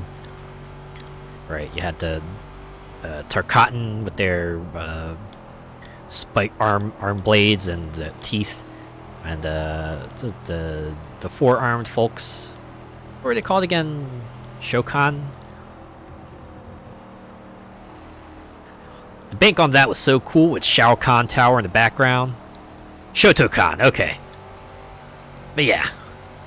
Oh, and centaurs too, of course, but yeah. All that came together to just create a different realm that just felt very otherworldly, like you put it. Yeah. I guess having a Shao Kahn Tower in the background has its own sense of progression, because it's like, you know, you're gonna reach there eventually if you want to fight the final boss. So if you survive long enough, you'll get there and you're like, oh man, it's like fighting my way through the city.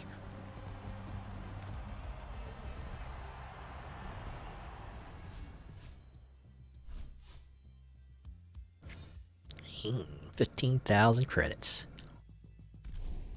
Whoa. Nice touch too, how you could uppercut on some stages and change to the one above. I like a good stage transition as well. That's like one of the things NetherRealm managed to at least bring forward into some of their modern series. Like I remember that being, I forget which game did it first. I forget if it was like Injustice or Mortal Kombat, but one of them allowed you to like kind of punch a character at the edge of a screen to transition them to another stage. That was pretty fun. And of course that was like part of Dead or Alive shtick as well. Like you could kick a person over a railing and just see them tumble down the stairs into another part of the stage, or like kick them into a dinosaur and then see them get flung, or keep kicking them down a waterfall and just keep kicking them down a waterfall, because that's what that stage was all about.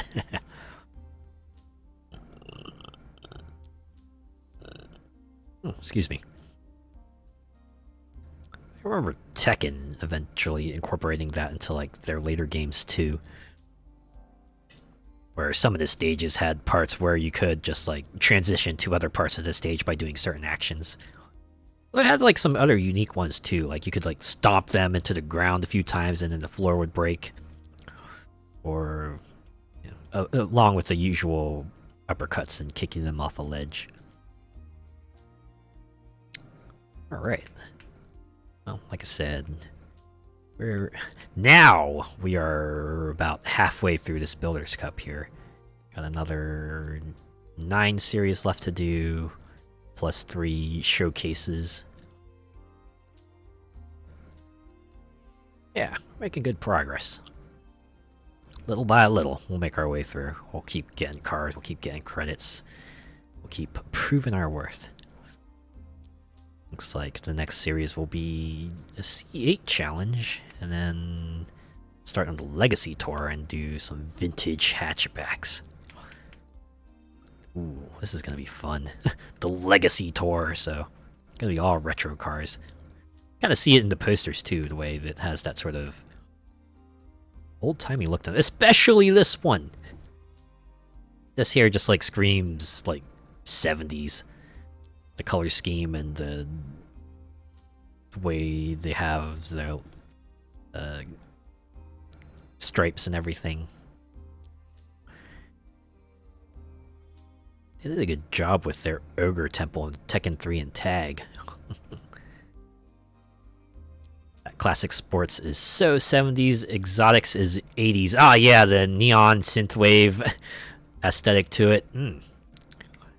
I do like how a bunch of racing games have kind of adopted this. They managed to make it work. You got these two here, which are even more retro.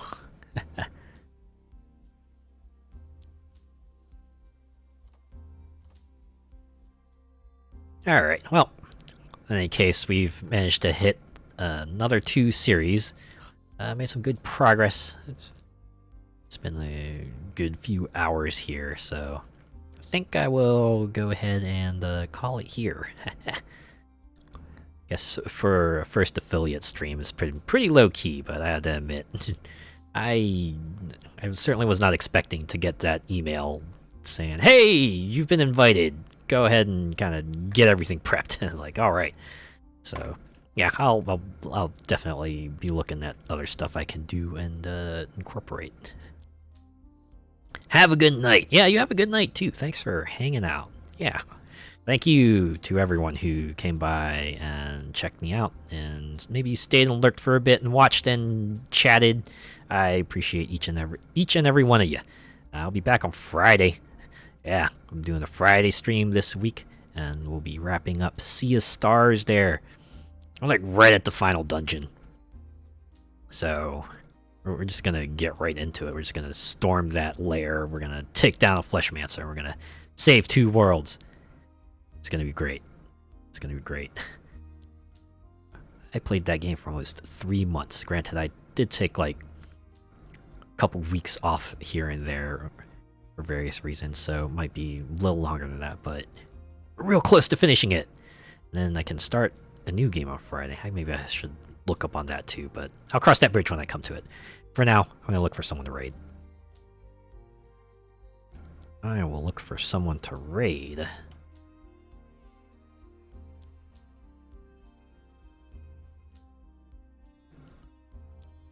Let's see who's on right now.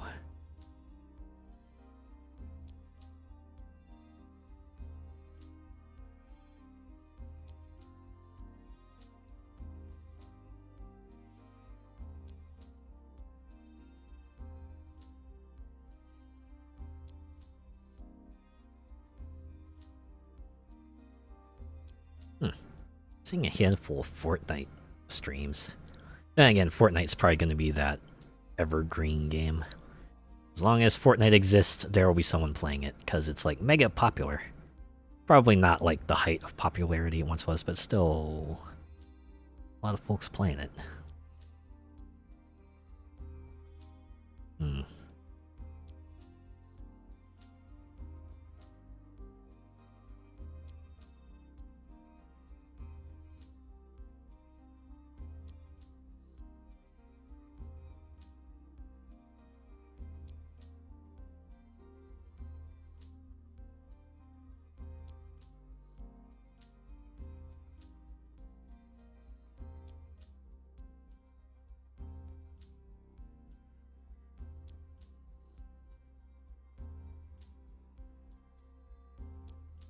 Oh wow, there's all...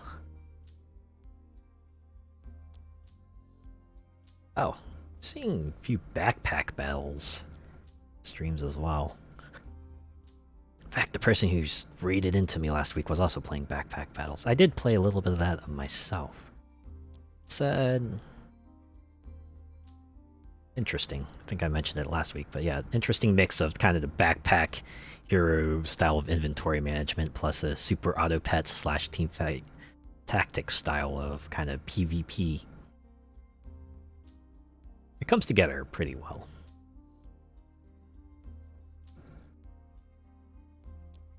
Sort of old classic, hey, I hope you can build your optimal build faster than everyone else can. You can wreck them.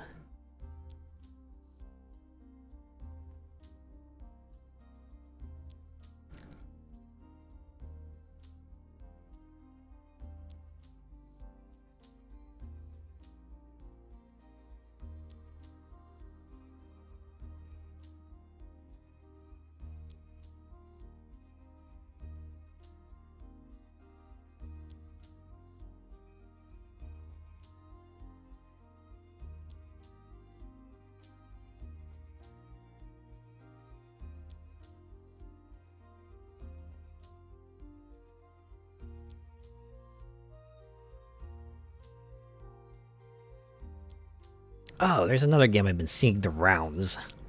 In addition to Lethal Company, which I feel like has a lot of mileage to it.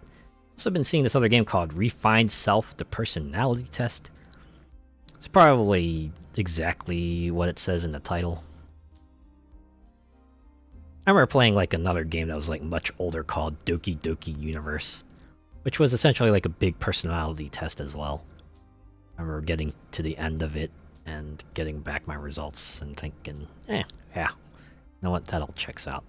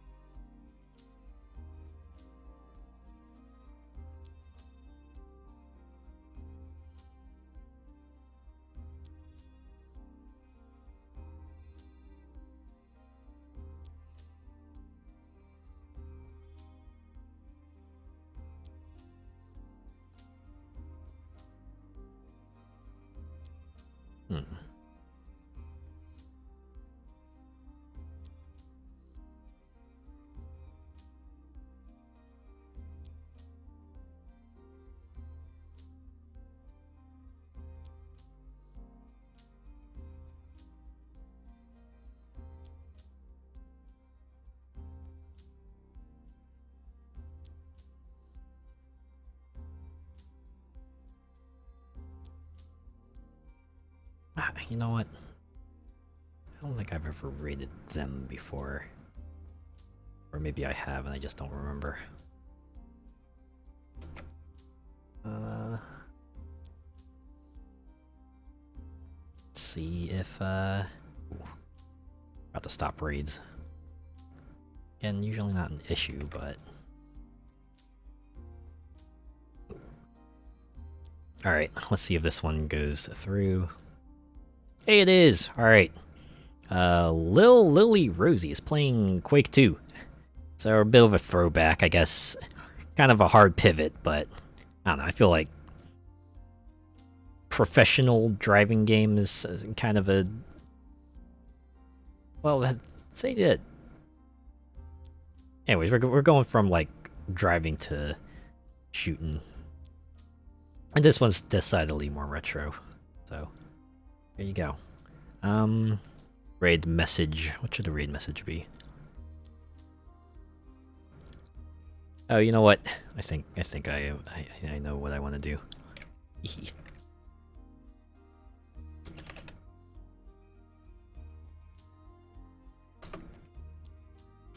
I can't wait to get my own custom raid emote. That's gonna be so rad. Be able to raid into other people's streams with my own raid emote instead of having to use this pick, which is pretty cool on its own, but you know, nice to have a change. Anyways, if you're joining on the raid, give them Fox and Pony raid. If not, have a good rest of your week. I'll see you on Friday.